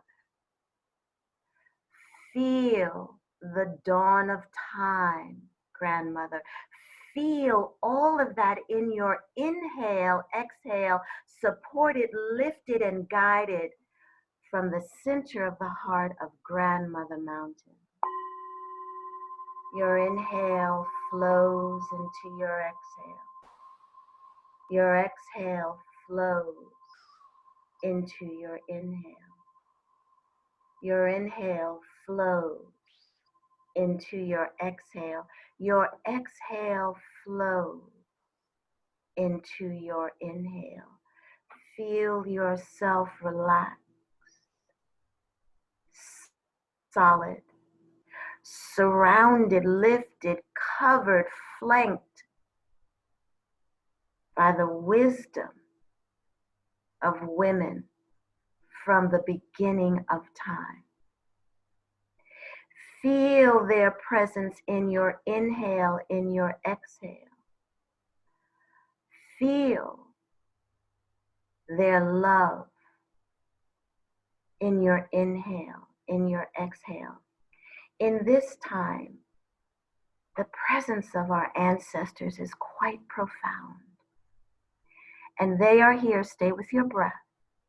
They are here to lift us, to guide us, because this is a time of deeper awakening. This is a time of up-leveling. Stay with your breath and allow your breath to soften the over 100 trillion cells of your body to receive the downloads, the guidance, the clarity, the strength, the resolve, the joy, the peace of our wise woman councils. Allow yourself to receive that and know without a shadow of a doubt that as you breathe, as you inhale and exhale, you cannot help but receive the download. Deepen your inhale. Inhaling easily. Inhaling effortlessly. Your inhale flows into your exhale. Your exhale flows into your inhale. As you breathe, feel in your breath your heritage of the lineage of kings and queens. Feel that in your breath as you inhale, exhale. Your inhale flows into your exhale. Your exhale flows into your inhale. And as you are breathing, surrounded, uplifted, and loved on by women from the dawn of time, by your ancestors, by your matriarchal line, trust and know, as assuredly as you are now inhaling and exhaling, they are downloading to you your way, your path. Trust that you receive it in your heart space and recall it with ease and grace. And this download will continue for several days. Trust, have faith. The same trust and faith you have that your next inhale will come. Open your mouth deeply, take a big breath in. Exhale so lovingly, so sweetly.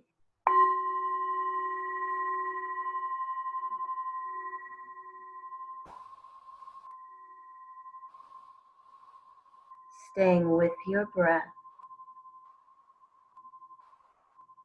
Staying with your breath.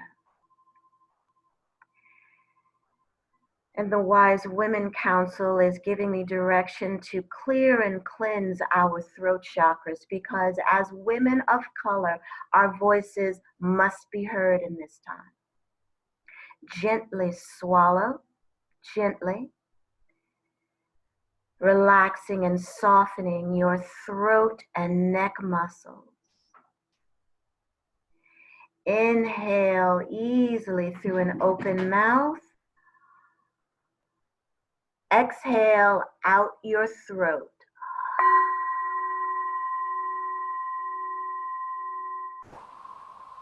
Again, inhale through an open mouth. Exhale out the front of your throat chakra.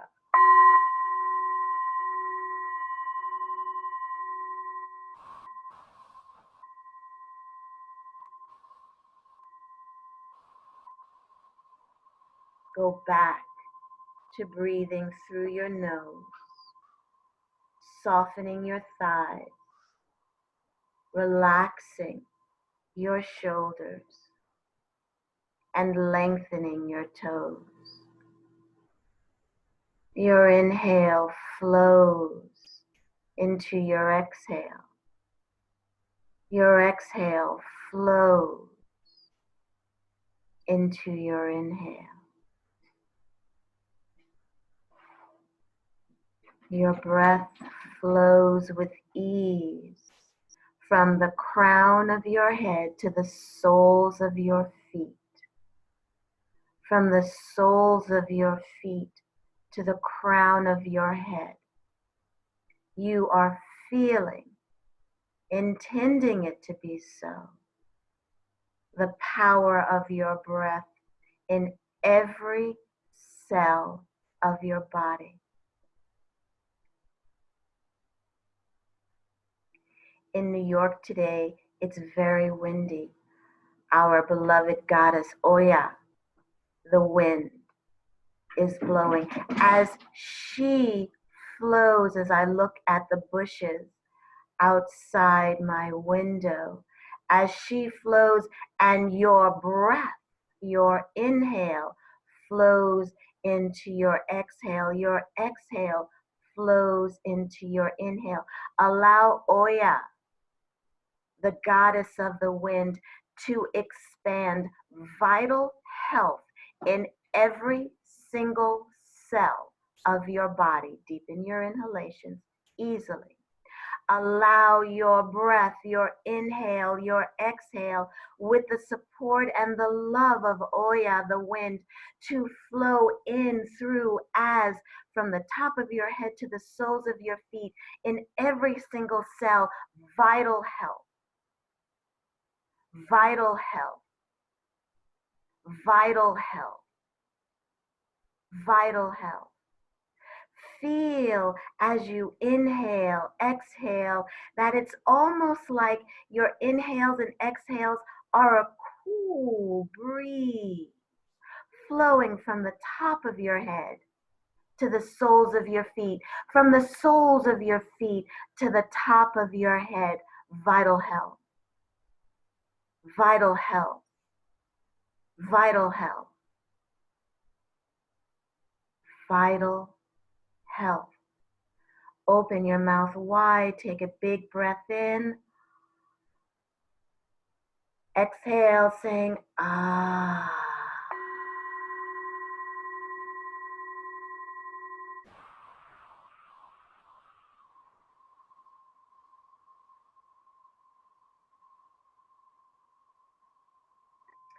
We are the beloved daughters, in whom Goddess is well pleased.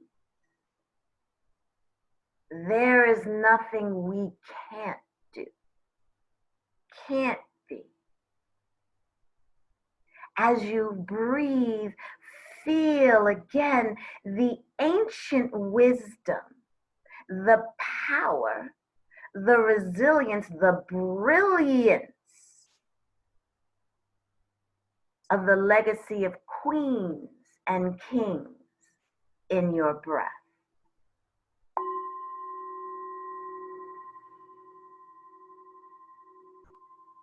Opening your mouth wide, take a big breath in and just drop it.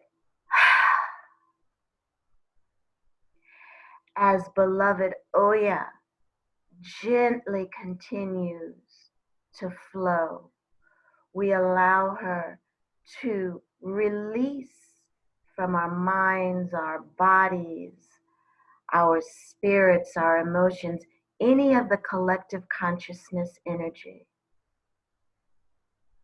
from our body.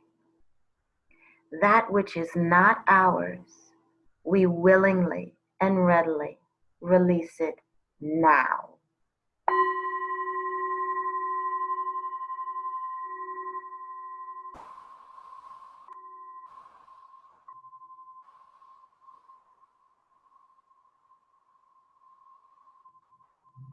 Deepen your inhalations with ease, relaxing your shoulders as you breathe. Deepen your inhalations, easy exhales, and rest in the power that is you, the power that flows through you, the power that flows as you, the power that lifts, covers you, goes before you, and flanks behind you. Feel the presence of your matriarchal line, the presence of your ancestors, the presence of the divine feminine, the divine mother, the wisdom of Grandmother Mountain.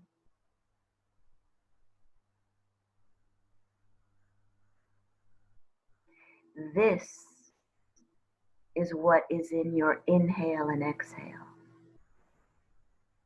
That power is your inhale and exhale. That inhale and exhale, that power that is in your breath, gives you the guidance to put your left foot in front of your right foot and your left foot after your right foot and your left foot and your right foot, knowing that you stand upon the solidness of Grandmother Mountain. Your steps are easy, your way clear. The foundation upon which you step is solid. As you inhale, exhale, feel that knowingness in your inhale and exhale. And if you have doubt, and there are times when we all do, allow your breath to guide you back to that place that never ever leaves you, that place of knowingness. Stay with your breath.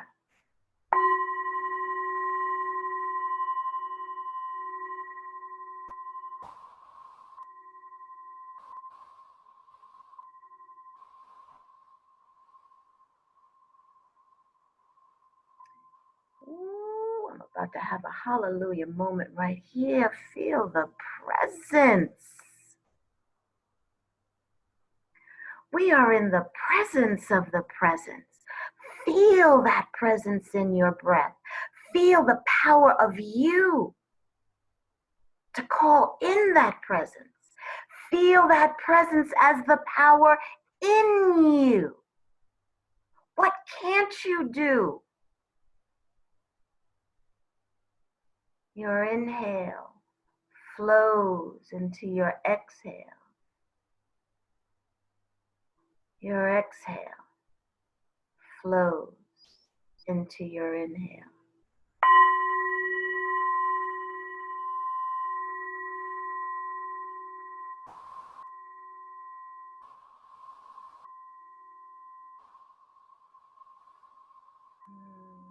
Rest, they say. Rest. As you breathe, rest in their presence. Rest in the knowingness that you can see, you can hear. Your way is lit. You are clear. And know also that it doesn't have to be hard. This is a time, stay with your breath. This is a time where, yes, we are up-leveling, and also we are releasing paradigms that no longer work for us. And that requires rest. It is okay to rest. Trust, breathe, Your breath will let you know when to press, and your breath will let you know when to rest. And press doesn't mean, press. Press just means show up. No effort. Open your mouth wide, take a big breath in. Drop it. Do that again. Open your mouth wide, take a breath in. Drop it. Open your mouth wide again. Take a breath in. Exhale the sweetness that flows in you, as you, in you.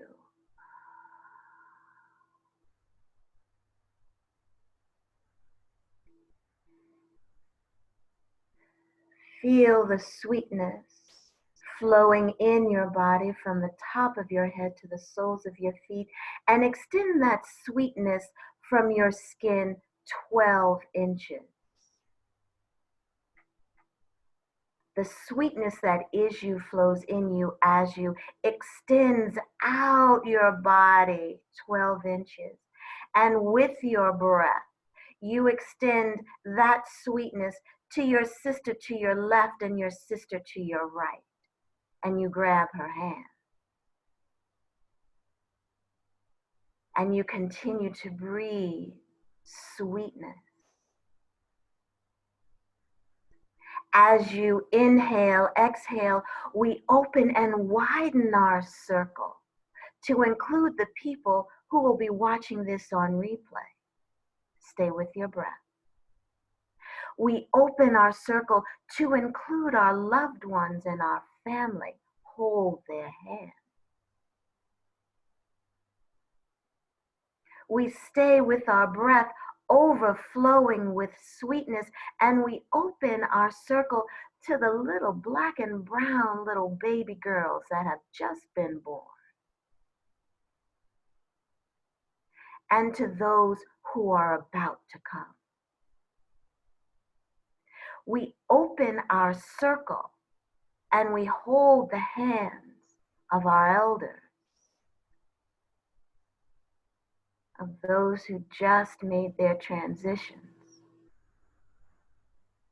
We open our circle to include everyone on the planet. To our left and to our right, we include everyone in our circle. Stay with your breath and feel how you are a part of recreating this planet right now.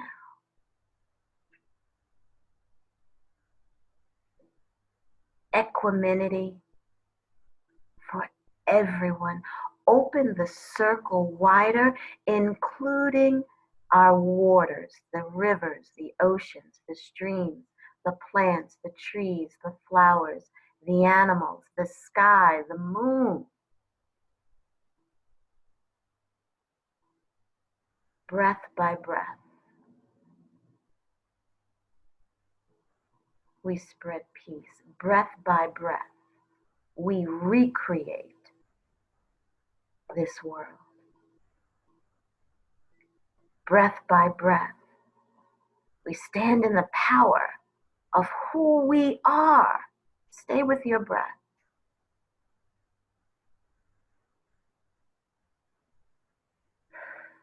Open your mouth wide, take a big breath in.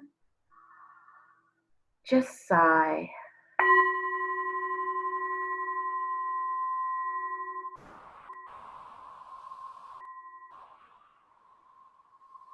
I am that I am.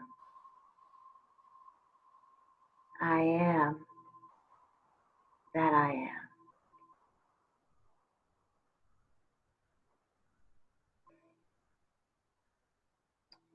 Through your nose, take a nice deep inhalation. Just slowly and easily let it go.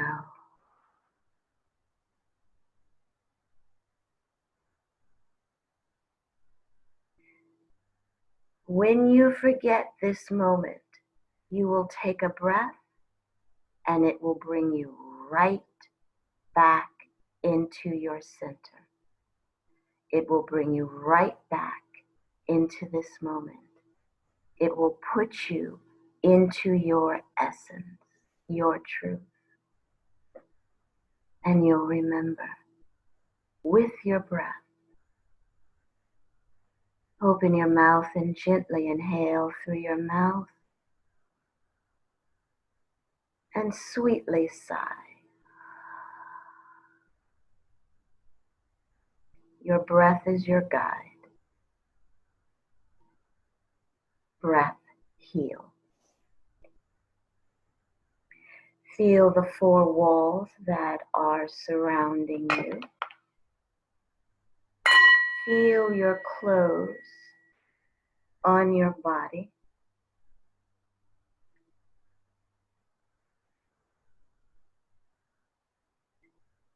And gently calling back to yourself all parts of yourself now. Calling back to yourself all of your energy now. Clearing all of your bodies now.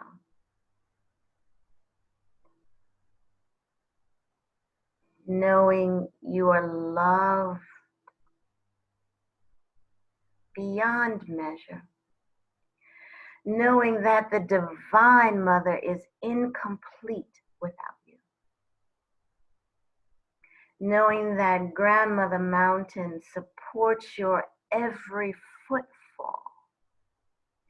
And that your ancestors, your spirit guides, your matriarchal line never allow you to take a breath, an inhale or an exhale, without their presence. Know that. Feel that. Take a big breath in, wide open mouth. Just let it go. Wiggle your fingers. Wiggle your toes. And lovingly open your eyes. Hi.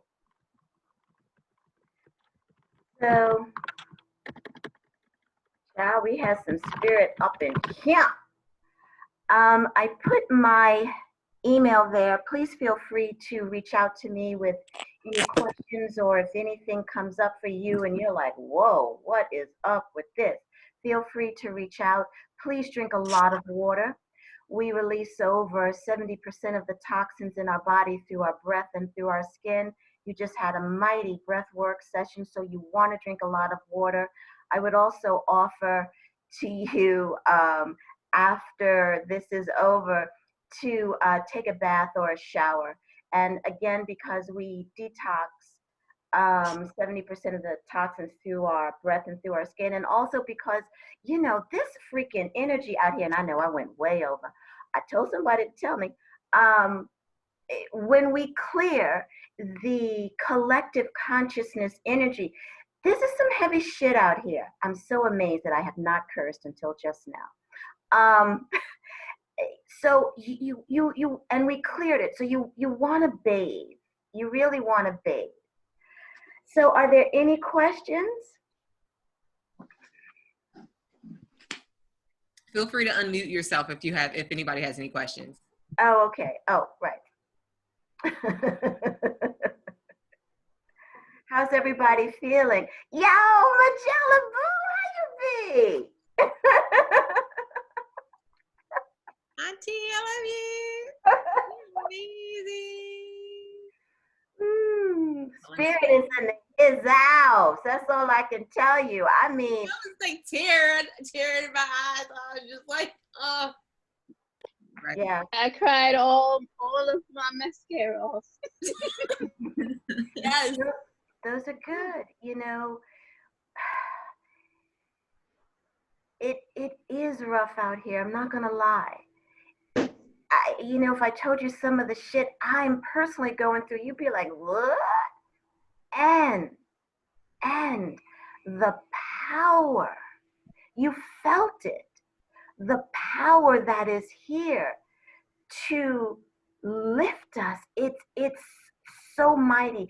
And our effort really doesn't have to be, there's a lot now. People are saying, oh, I should be doing this, I should be doing that, and I'm gonna be real. I've had moments I'm like, child, you ain't posted, you haven't done this, and then it's like, However, there is so much that is going on under the surface, releasing old paradigms, habits, ways of being, beliefs. As all of this transcendent energy is taking place, we've got to rest. Yeah. Absolutely. The locks I used to have a tingling right now. Tony, that is too darn funny. That is too funny. Oh my God. Child, I got to copy and paste that one. That is so funny. So I will send, because I didn't do it. Oopsie. I will send Magella, I'll send you a free gift for everyone, a short breathwork session. Can I send you that link and you'll send it to everyone? Oh yeah, you can also put it in the chat, but you can also. I would if I, Oh, I'll send it to me. Yes, absolutely. if I had it ready now, I just got through telling y'all I've been sitting down. Got it. Thank you, Denise. Happy Mother's Day. Yeah. Thank you. So any questions? How's everybody feeling? How's everyone's body feeling? Like jelly. Okay, that's a good thing. That's a good thing. Yeah, I think of like my core just feels heavy. It just feels like I'm very, very grounded. That's Grandmother Mountain. Yeah. And what's so amazing is that Oya was just like, moving and grooving these bushes. And once you guys all really allowed her to just flow in you as you, she got totally still. So I have a question. Hi, this is Freedom. Hi, Freedom. You all don't know me. I saw you on the summit. You were amazing there too, on the Breath Summit. You all probably don't know me. I was brought on by Io Handy, who also. My girl Io, yes. Yes. All right, it's still on. Distorted, love. Can you take Okay, I'm not sure what I can do. Can you? But do you have your earbuds on? I don't have any. Oh, okay. I apologize. That's okay. So one of the other presenters, Sister Nisa, talked about her day-to-day work with her spiritual practices. I wonder if you could just speak a little bit on what you do every day, like how you go through your day staying connected. I'm going to be very transparent. Are we all ladies in here? Girl, it's on and popping for me personally. I ain't gonna lie, shit. Yeesh. And I'm gonna be honest. Sometimes I'm a caregiver for my mom, who is 96, and that can get to be a lot. So I say that to say that sometimes all I can say is, God, help me. Sometimes that's as far as I get. If I'm not there, I love A Course in Miracles. I love A Course in Miracles. So I read that. And lately too, what I've been using to relax and go to sleep, Deva Premal and Mitten, her husband Mitten, on Facebook every day have been doing the Gayatri Mantra. And at night when I get into bed, I put that in and just listen to the mantra. And that lulls me to sleep. However, if I'm on my game, and I'm not, getting breakfast or doing this or that or the other, my normal routine is, without a shadow of a doubt, it's always A Course in Miracles, because that's like a lifeline for me. And of course, some breath work. Course in Miracles, I do a meditation with Kriya, but every single day I would have to say it's my Course in Miracles, and lately it's been Deva and Mitten, the Gayatri Mantra every night.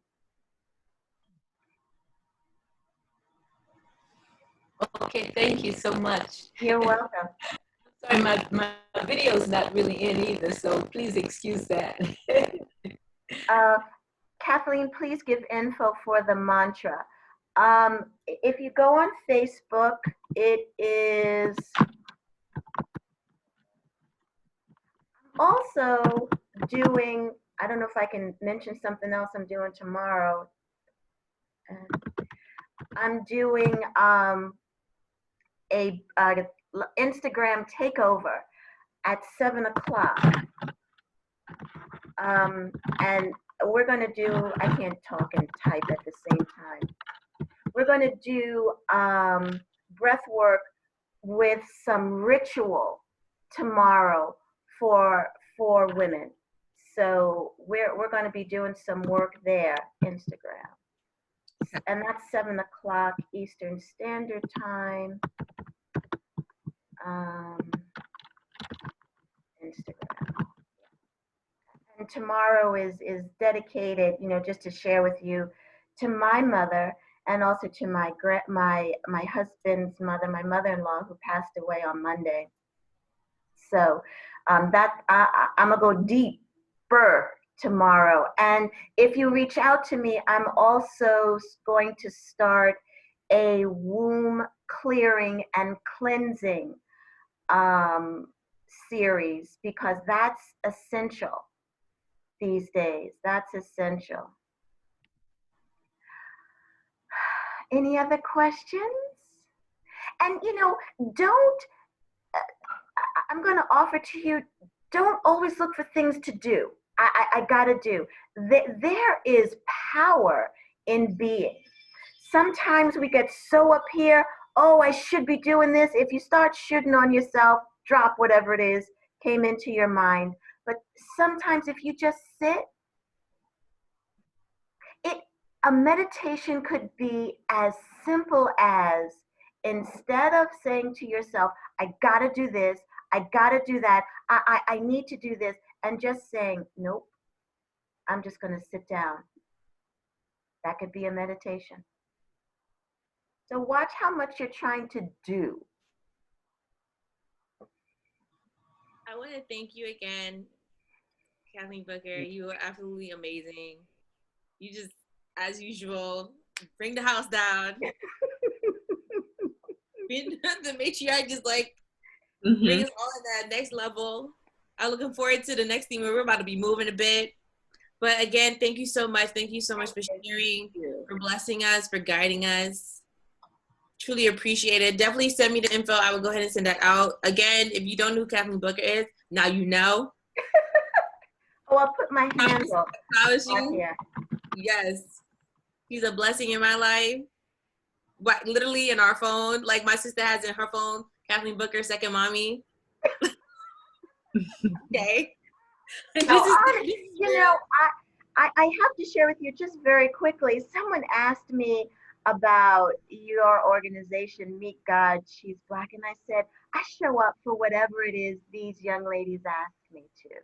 I bow to you. I bow to you. You lift me.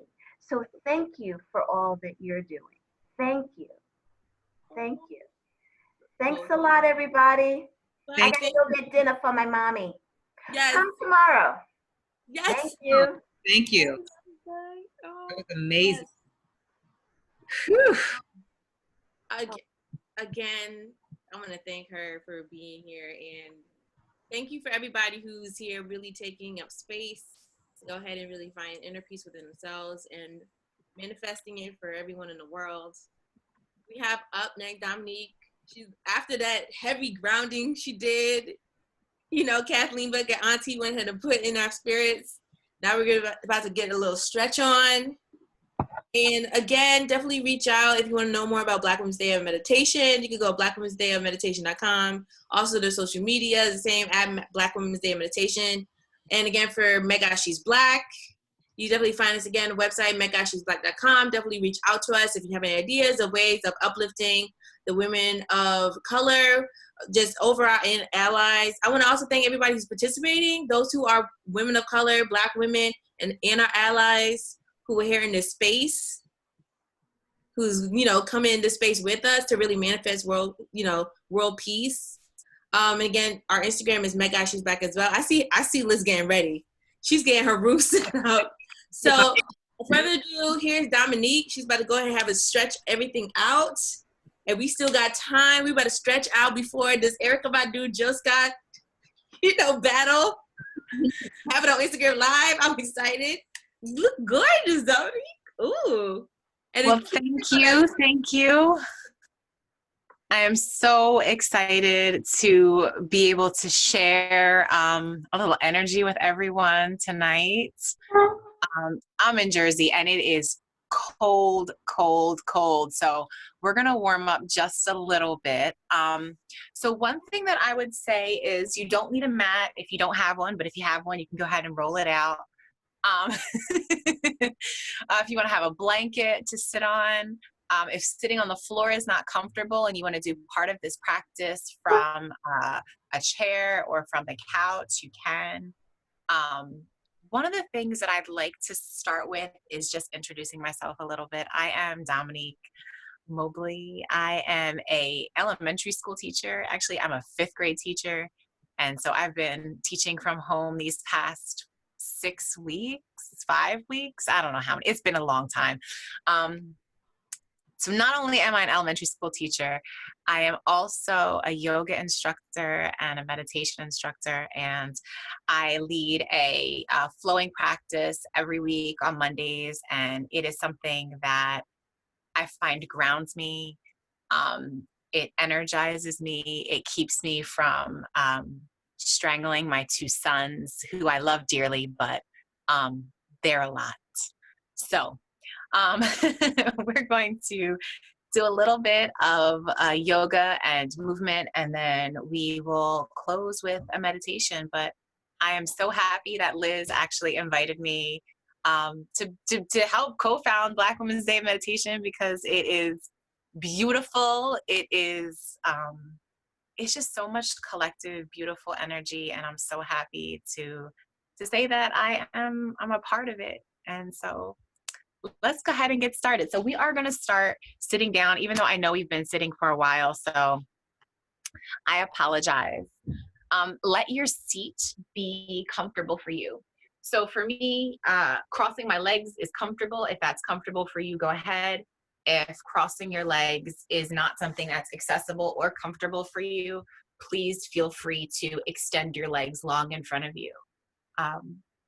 One of the things that we've been talking about on Black Women's Day of Meditation with the meditations that Liz and I have been leading on Friday nights is cultivating grace and having grace. So our practice this evening is really going to be rooted in that idea and that feeling of grace, right? Before we can extend grace to others, we really need to be able to first have grace and compassion for ourselves and with ourselves. So I'd like for you to find that comfortable position, letting your shoulders relax down away from your ears, beginning to tune into your breath. The lovely Kathleen set us up so we know how to touch into that and connect to that very easily now.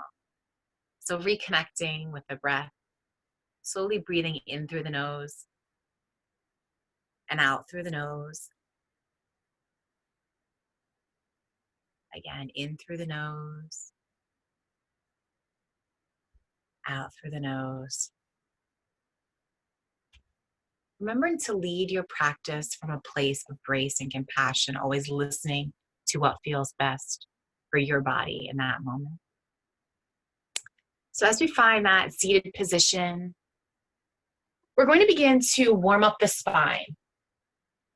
We have been spending a lot of time sitting, so beginning to reawaken that body, getting rid of some of that stiffness. So allowing the hands to come to the knees, feeling that grounding energy radiating from the palms into the legs. As you find your inhale, allowing your belly and your chest to come forward, the head tipping back, gaze coming to the ceiling. As you exhale, rounding the back, tucking the chin. Again, on the inhale, inhaling forward, bringing the chest forward, gaze upward.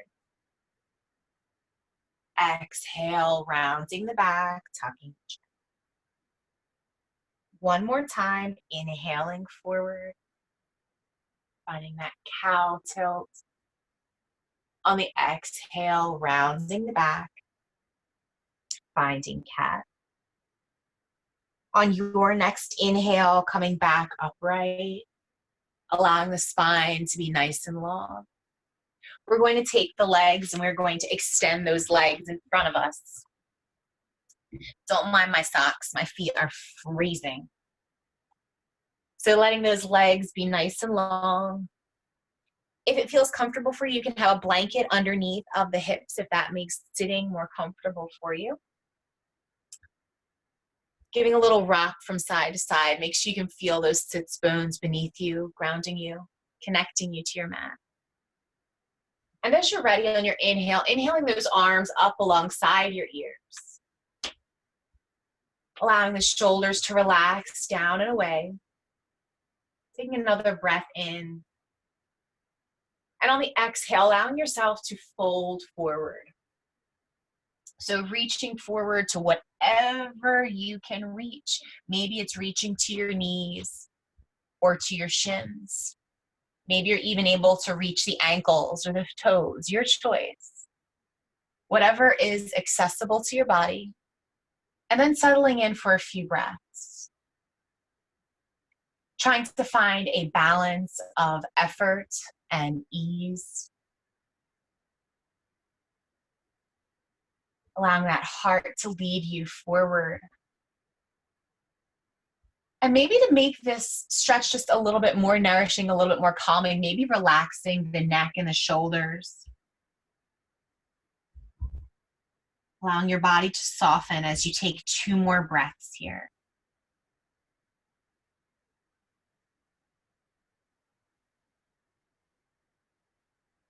And then slowly walking yourself back upright. Allowing that spine to once again be nice and long. So we're going to take those legs and we're going to swing them off to the side. It doesn't matter which side you swing them to. And we're going to come into table pose. So table pose is basically coming to your hands and knees. So I have very sensitive knees, I'm nursing a knee injury, so I'm bringing blankets underneath of my knees. If you're on hardwood floors, you might find that is a little bit more comfortable as well. So as you find table, bringing your knees underneath of your hips and wrists underneath of your shoulders. Taking the time to align and stack your joints to avoid causing any strain or stress. And as you find your table pose, pulling that belly in towards the spine, letting your back be nice and flat, right? Imagining it being able to hold anything, right? A plate, a cup, a bowl, maybe a kid if you have one. And taking one more breath. Let's take that right foot and extend that right foot long behind us. Letting our toes touch down and connect with our mat. And then following your breath, gently rocking forward and back on your mat. Noticing what awakens for you. Maybe that's a feeling of openness beginning to happen in the calves or the bottoms of the feet, the back of that right leg. Taking one more breath here. Slowing yourself back to center. Finding stillness here, we're going to send the left foot back to meet the right foot. So we're in the top of a push-up plank pose. Pulling in a little bit of that core. Taking one more breath. And on your exhale, lowering yourself down. And maybe you lower the knees first and then lower all the way down, coming to your belly. Bringing those hands right underneath of the shoulders. On the inhale, just lifting up the head, the chest, just a bit, finding cobra pose. Taking one more breath. In through the nose, out through the mouth, letting that heart shine forward. On the inhale, pushing yourself back up to table. Exhale, dropping your hips back to your heels, finding child's pose. Taking 3 breaths here, allowing your head and neck to relax. Maybe your forehead touches the mat. If it doesn't, that's okay. Maybe stacking your forearms and bringing your forehead to rest there. Taking one more breath.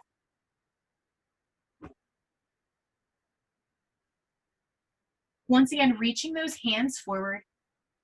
Using your breath, taking your time, finding your way back to table pose.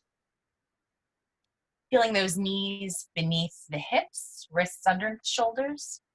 And then let's just send that opposite foot behind us. So sending that left foot back. Beginning to warm up that left foot as we tuck the toes under, gently rocking forward and back. Awakening that left foot and that left leg. Noticing how that feels for your body. Taking one more rock forward and back, and then finding your way back to stillness. Once you're there, let's send that right foot back to meet the left. Once again, we're at the top of a push-up, plank pose. On the exhale, lowering yourself down, and if that means lowering your knees first, go ahead. Inhale, lifting up the head, neck, chest, finding cobra, a little back bend here. Taking a full breath in, full breath out. Inhale, pushing back up to table. And then taking your time, finding child's pose. So as you rest in child's pose, taking a few breaths here, you'll notice as we flow through, we find counter poses. So when we come to cobra, we're coming to a back bend. So we counteract that back bend with a forward fold here in child's pose. So finding balance here, balance with breath, but also balance with our movements, taking one more breath. Inhale, slowly making your way back to table pose. Feeling yourself nice and grounded here, fingertips pressing into the mat. Taking a look down at your fingers, spreading the fingers wide. Maybe you're able to see the color of the floor or the color of the mat between your fingers. If that doesn't feel so good for your wrists, you can always bring your hands to fists instead. And notice that that takes a little bit of the pressure off of your wrists. But taking one more breath here. So returning back to that cat and cow tilt of the spine. On the inhale, we're going to drop the belly, bringing the gaze forward. On the exhale, rounding the back, tucking the chin. Inhaling forward, dropping that belly, gazing forward to cow. Exhale, rounding the back, tucking the chin. One more time, inhale, coming into cow pose, dropping that belly. Exhale, rounding the back into cat. Allowing yourself once more to find table pose. From here, we're going to slowly walk ourselves back, walking the palms back towards the knees. Now, your choice, we're going to be coming into hero pose. If you want, you can sit right back onto the heels, if that feels okay for you. If that doesn't feel so great, you can tuck the toes under and then sit back onto the heels. So allowing yourself to just take notice right now. What are you feeling? Depending on the openness of your hips, of your knees, of your thighs, of the bottoms of your feet. It may feel very intense. And if it does, just taking just 2 more breaths here and noticing. Letting your breath bring you back to the present moment. Having grace with yourself. That it's okay if every pose doesn't feel perfect, or if you don't feel like it looks perfect. Breathe in through the nose, out through the mouth. Taking your time, we're going to slowly come up to the knees so that we're kneeling. And as we're kneeling, let's be aware of that tailbone, right? So we want that pelvis to be in a neutral tilt, right? So not sticking out, not sticking forward, but finding a really neutral position for your pelvis, nice and tall. And notice how this feels again. Noticing starting with your base at the knees, coming to the thighs, coming to the belly. Notice how you're feeling. Bringing both hands to rest at your belly. Breathing here, full breath in, noticing expanding of the belly. Full breath out, noticing the contraction. One more time, breathing in and breathing out. So bringing those hands now to the lower back, allowing your fingertips to point down towards your mat. Maybe you're able to engage those arms and the shoulders by slowly pulling those elbows a little closer to each other so that the elbows are pointing more behind you than to the sides of you. And then once you're here, once again, we're going to take a little back bend, and you can determine how deep you'd like for that back bend to be. So let's take a breath in. As we find our exhale, slowly allowing the chest to tilt forward, heart shining, maybe allowing the head and neck to tip back. And we are controlling how far we take this back bend. And maybe you're giving yourself that assist and holding. If you practice yoga often, you can step the hands down to the heels, finding camel pose, your choice. Taking 3 breaths right here.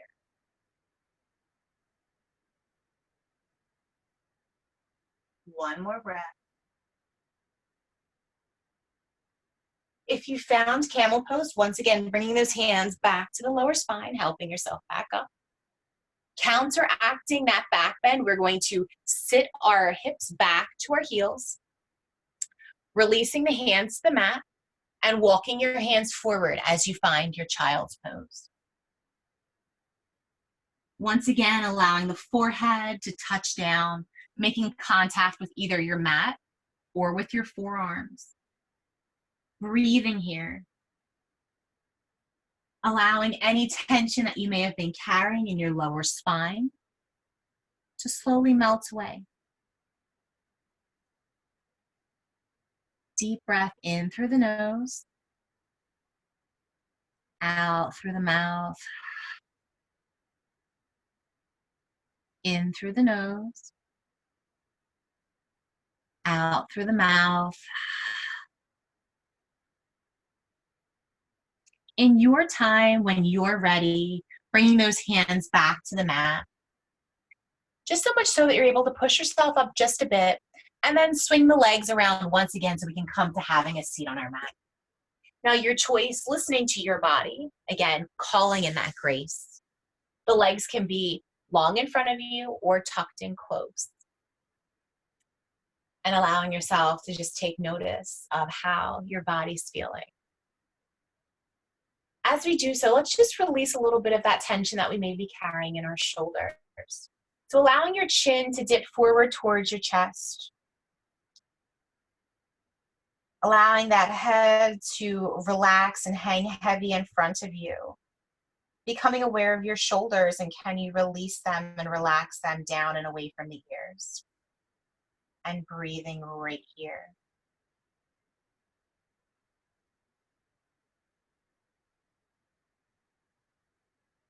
Allowing your right ear to roll over towards your right shoulder as we stretch up the left side of the neck.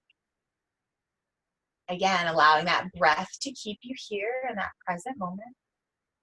Breathing in through the nose and out through the nose. Taking one more breath here. Allowing your head to slowly roll back, gaze coming up to the ceiling as we bring the left ear over towards the left shoulder. Releasing any tension that we may be carrying in the right side of the neck. Breathing.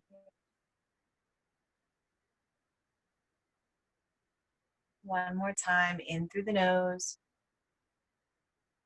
out through the nose. Allowing your head to find its way back to that neutral position. For a moment, taking those hands in front of us, making just gentle fists, and allow those fists to take small circular movements.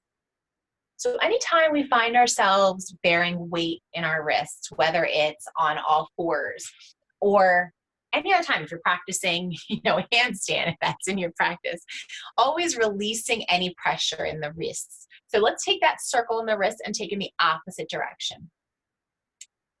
And notice how that feels. Also, if you find that you type a lot and you find yourself right here, you get carpal tunnel, just giving a roll of the wrists, relaxing any muscles there.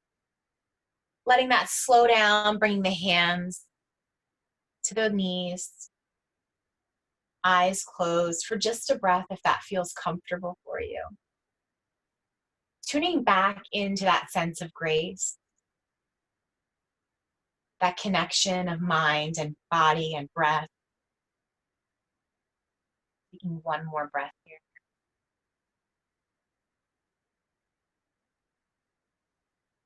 And then taking your time, we're going to step one foot and then the other onto the mat so that both of our knees are pointed up toward the ceiling. So this is one of my absolute favorite yoga poses. I can't say that it's the same for everyone, but it's one that I love. Calls a lot of attention into our core, right? Core strength and being present. And that's going to be boat pose. So let's bring our hands and bring them just behind the thighs, right? That little space that we have in between our calf and our upper thigh. Let's relax the shoulders down away from the ears. And then allow ourselves to just lean back, recline just a little. And then when you're ready, you can start by lifting one foot and notice how that feels. And if you're feeling adventurous, maybe you'd like to lift the other foot and you find yourself here now balancing on your sits bones. And if you're feeling super adventurous, maybe you feel okay with letting go. And let's just take 2 more breaths.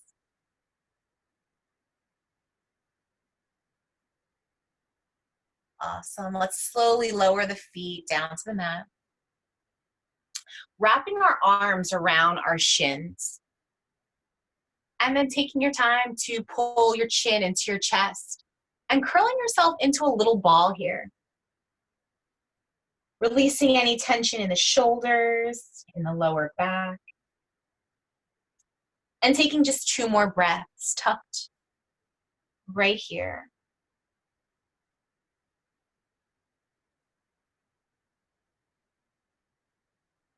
And then allowing yourself to slowly unwind, coming back to that comfortable seat.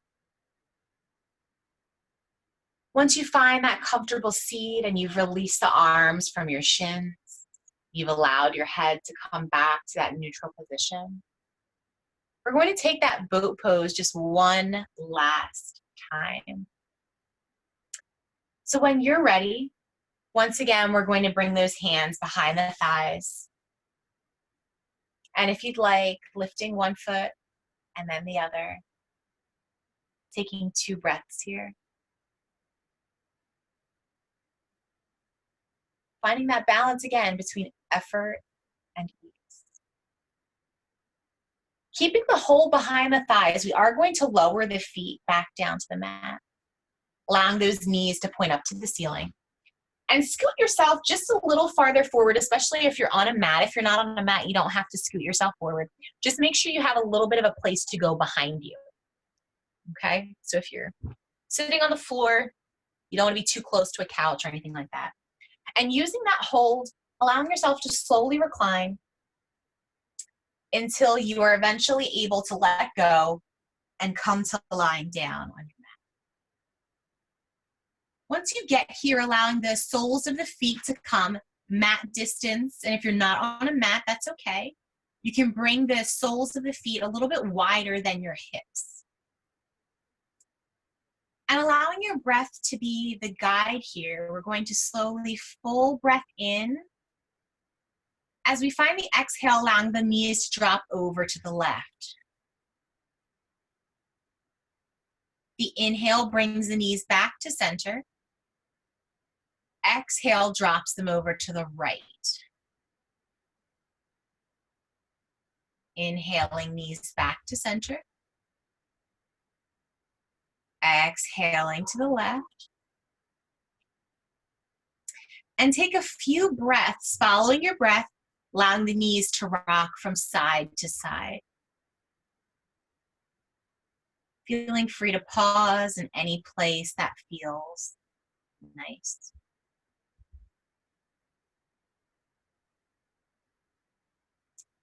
Let's take the knees one more time to each side.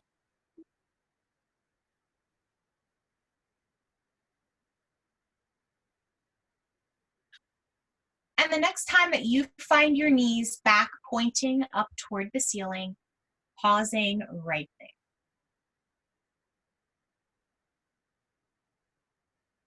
And as you're ready, slowly pulling the right knee into your chest, followed by the left. So again, coming to that feeling of being sort of like a little egg. Wrapping the arms around the shins, maybe the fingers can touch or interlace, and if they don't, that's okay.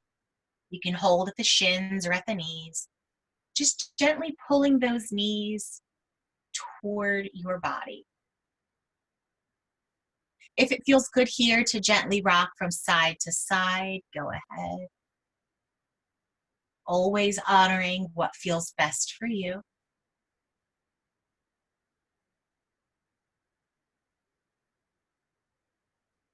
Allowing that body to slow back to stillness if you chose to rock. Taking one more breath with your knees pulled into your chest. And then allowing the feet to touch down onto the mat with the knees pointing up toward the ceiling.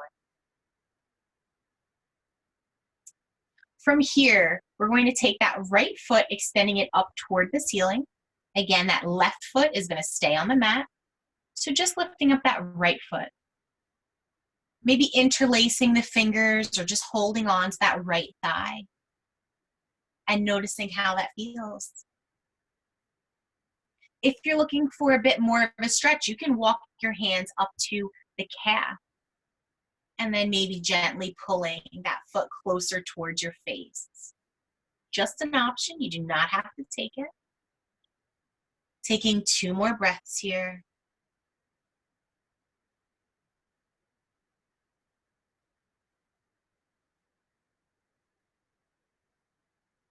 Taking a roll of that right ankle. Allowing that right ankle to slowly circle in the opposite direction.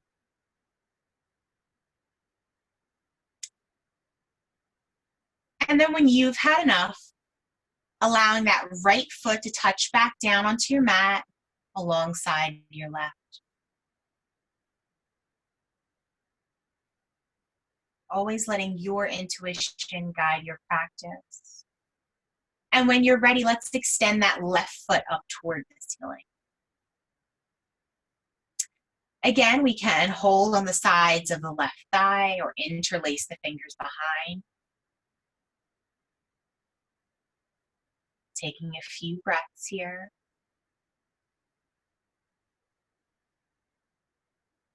Again, if you'd like more, walking the hands up the thigh, bringing them closer to the calf.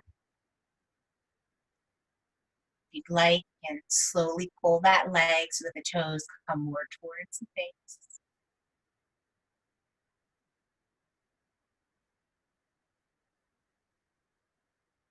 Breathing here.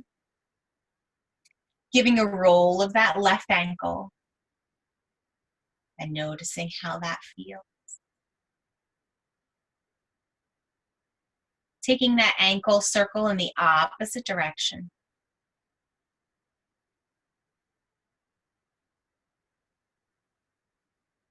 Allowing that foot to slow back to stillness and releasing the left foot alongside the right. As you're ready, we're going to extend both legs long so that we are fully reclined onto our mat.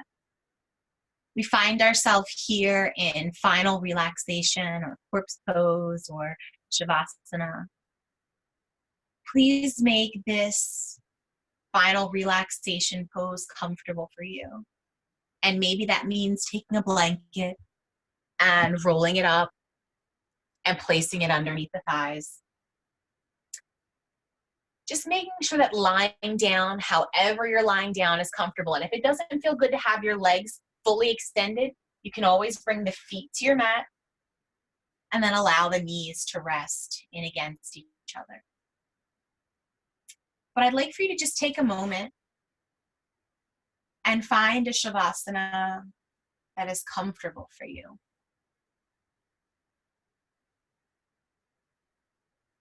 Allowing one hand to rest at your belly and the opposite hand to come and rest at your heart.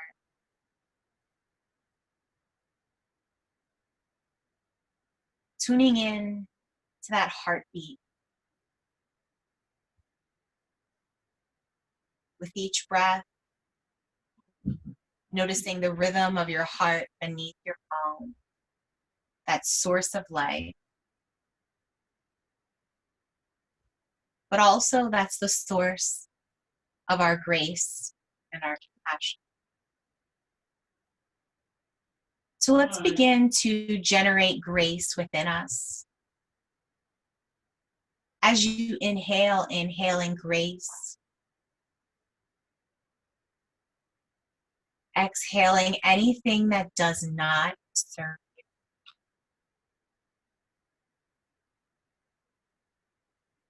On the inhale, inhaling compassion.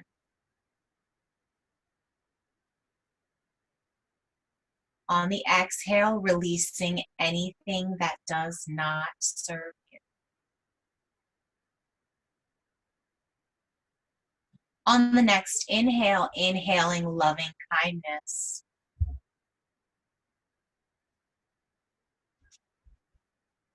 Exhale, releasing that which does not serve you.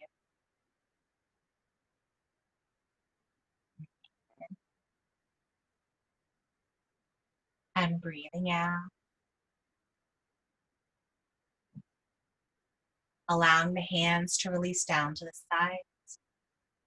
Taking a few breaths here, we began to generate and cultivate grace within us right there at our heart center. Now imagine that grace has turned into a pure white light. With each breath, can you imagine that light slowly radiating to a more intense light? Allowing that light to gently spread through the body with each breath.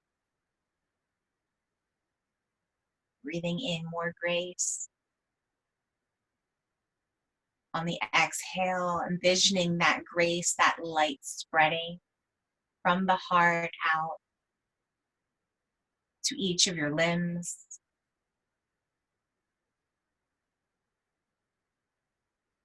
Breathing.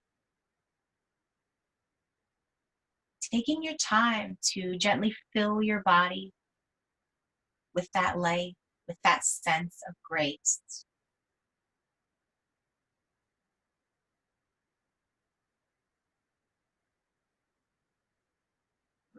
Right here.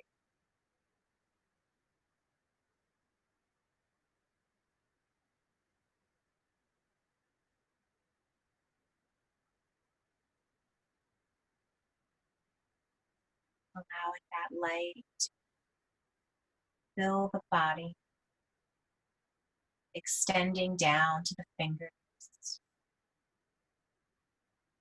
extending to the toes, filling the space of our physical bodies.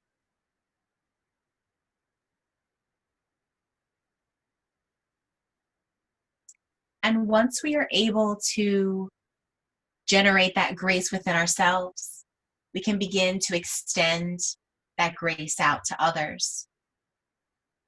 So inhaling grace for yourself, exhaling that grace for those around you. Inhaling compassion for yourself and releasing that compassion on the exhale to those close to you. Once more, inhaling loving kindness and releasing that loving kindness to those that are near. Continuing to allow that breath to flow in and flow out. And as you're ready, allowing that light to radiate away from your body, beginning to fill the room with which you are in.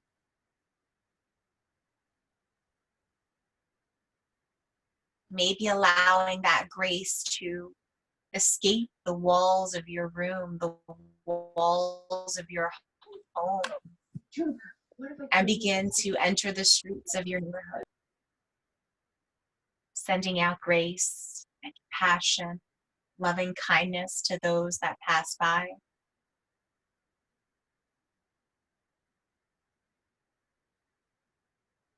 Taking a few more breaths, sending your kindness and your grace into the world around you.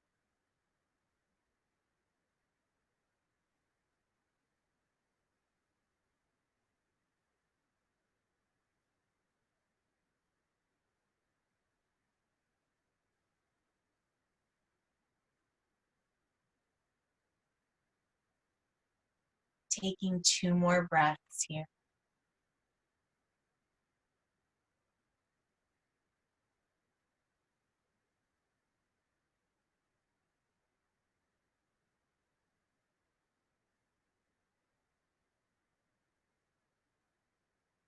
As you're ready, pulling one knee and then the other into your chest.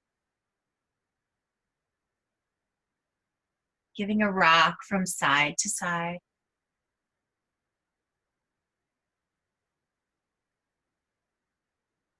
When you're ready, rolling over to your left side, allowing your arm to act as a pillow. And pausing here for just a breath.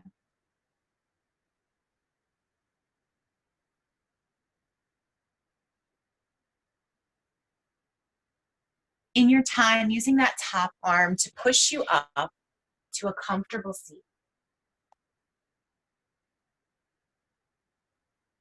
If it feels comfortable, bringing the legs crossed in front of you. If not, extending them in front of you. I invite you to bring your palms together with your thumbs resting at your heart center.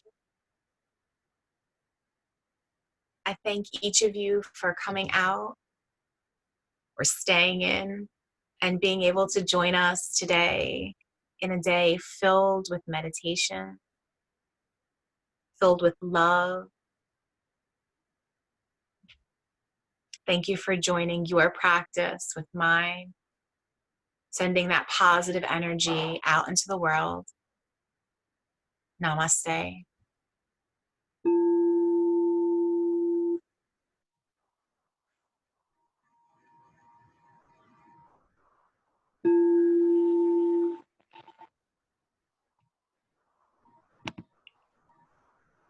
We ended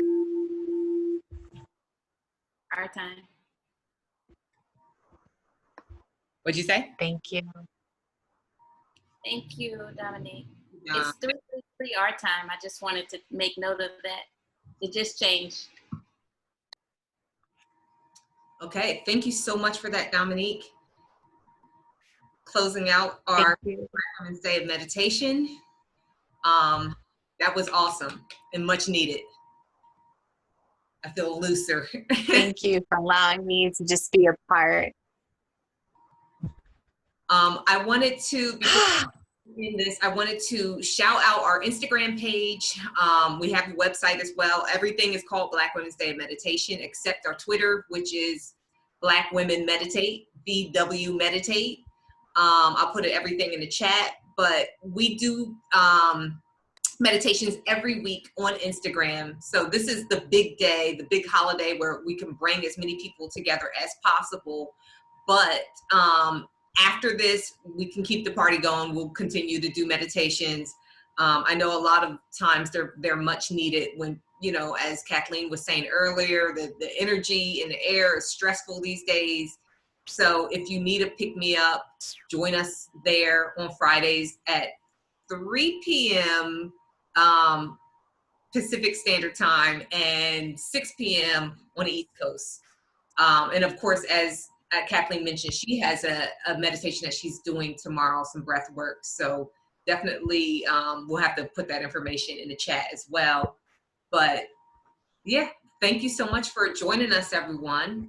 And you know, this was amazing. And this is our second time doing Black Women's Day meditation. And we hope that this is a tradition that continues for as long as we can do it, because it's much needed. And we do feel like there is change that can be made in the world if we come together and collectively work on our health and wellness.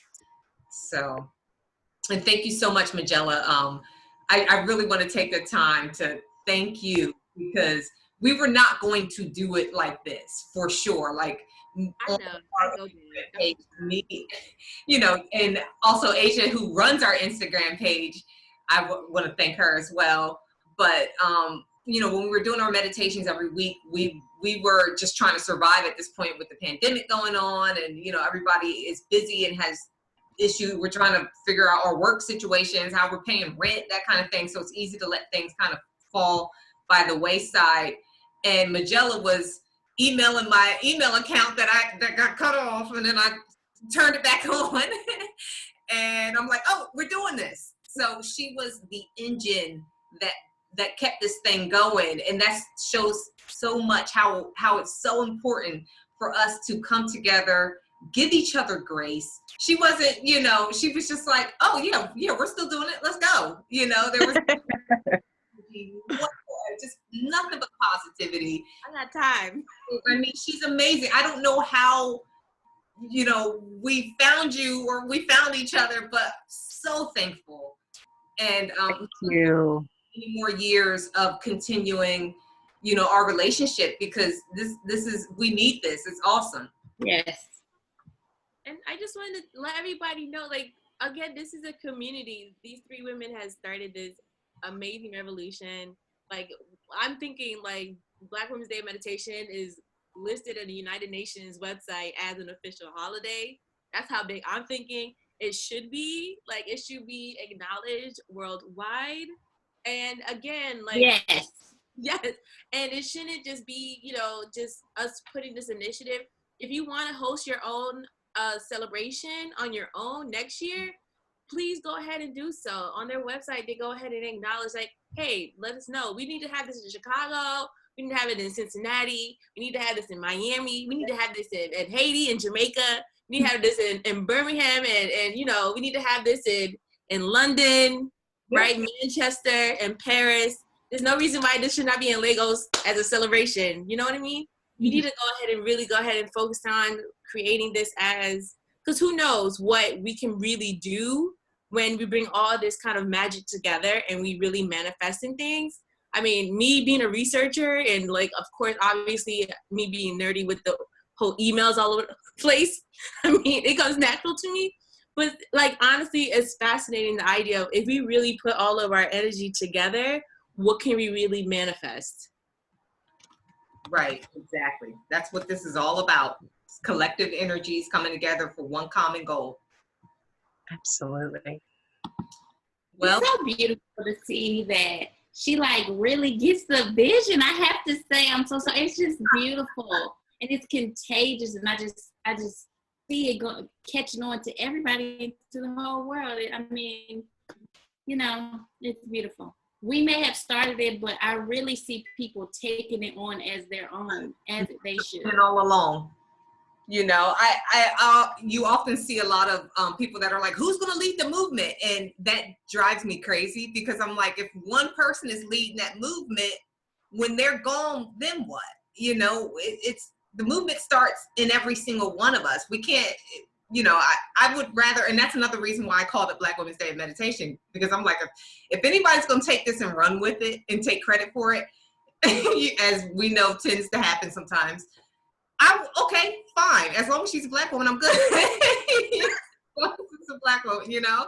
I don't want this to be colonized. That's it, you know? So I'm happy to share the space with all of you. And yeah, I want everybody to steal this and go. Just take it and run, you know? Do whatever you want to do with this, as long as, you know, it's all about positivity, you know? Yes. And again, I want to thank everybody who participated. I want to thank all of our amazing individuals who went ahead and been on this journey with us. I know we are cutting it tight, because everybody, I'm seeing my text messages like Erica and Janelle and Jill. We need to get to that battle. Everybody's very excited. I love that this evening is being dedicated to this Black Girl Magic. And please feel free to go ahead and again, go on their website, BlackWomen'sDayofMeditation.com. You can go on MetGodShe'sBlack.com, where we just pretty much do whatever we can to just push the movement. We really just create for the culture, whatever that space may be. So today is this, the next time we're doing a painting a mural for some reason, or next time we're gonna just go ahead and knit for some reason. It's like, we're just gonna, whatever we can do for the culture to help our, you know, our brothers and sisters, our community really get elevated, because especially when we're having these heartbreaking moments, we really need to be able to have a mission, like focus, laser point focus on like how we really about to be about this, right? And thrive. So again, thank you again, Liz, Asia, Dominique, for go ahead and presenting this and putting this in existence. Thank you for everybody who participated, and I'll let y'all go. I know y'all want to get on to other things. Bye. Bye, everyone. See you later. Thank you. Love Thank you. Beautiful, magical Black women. Love you all. Bye.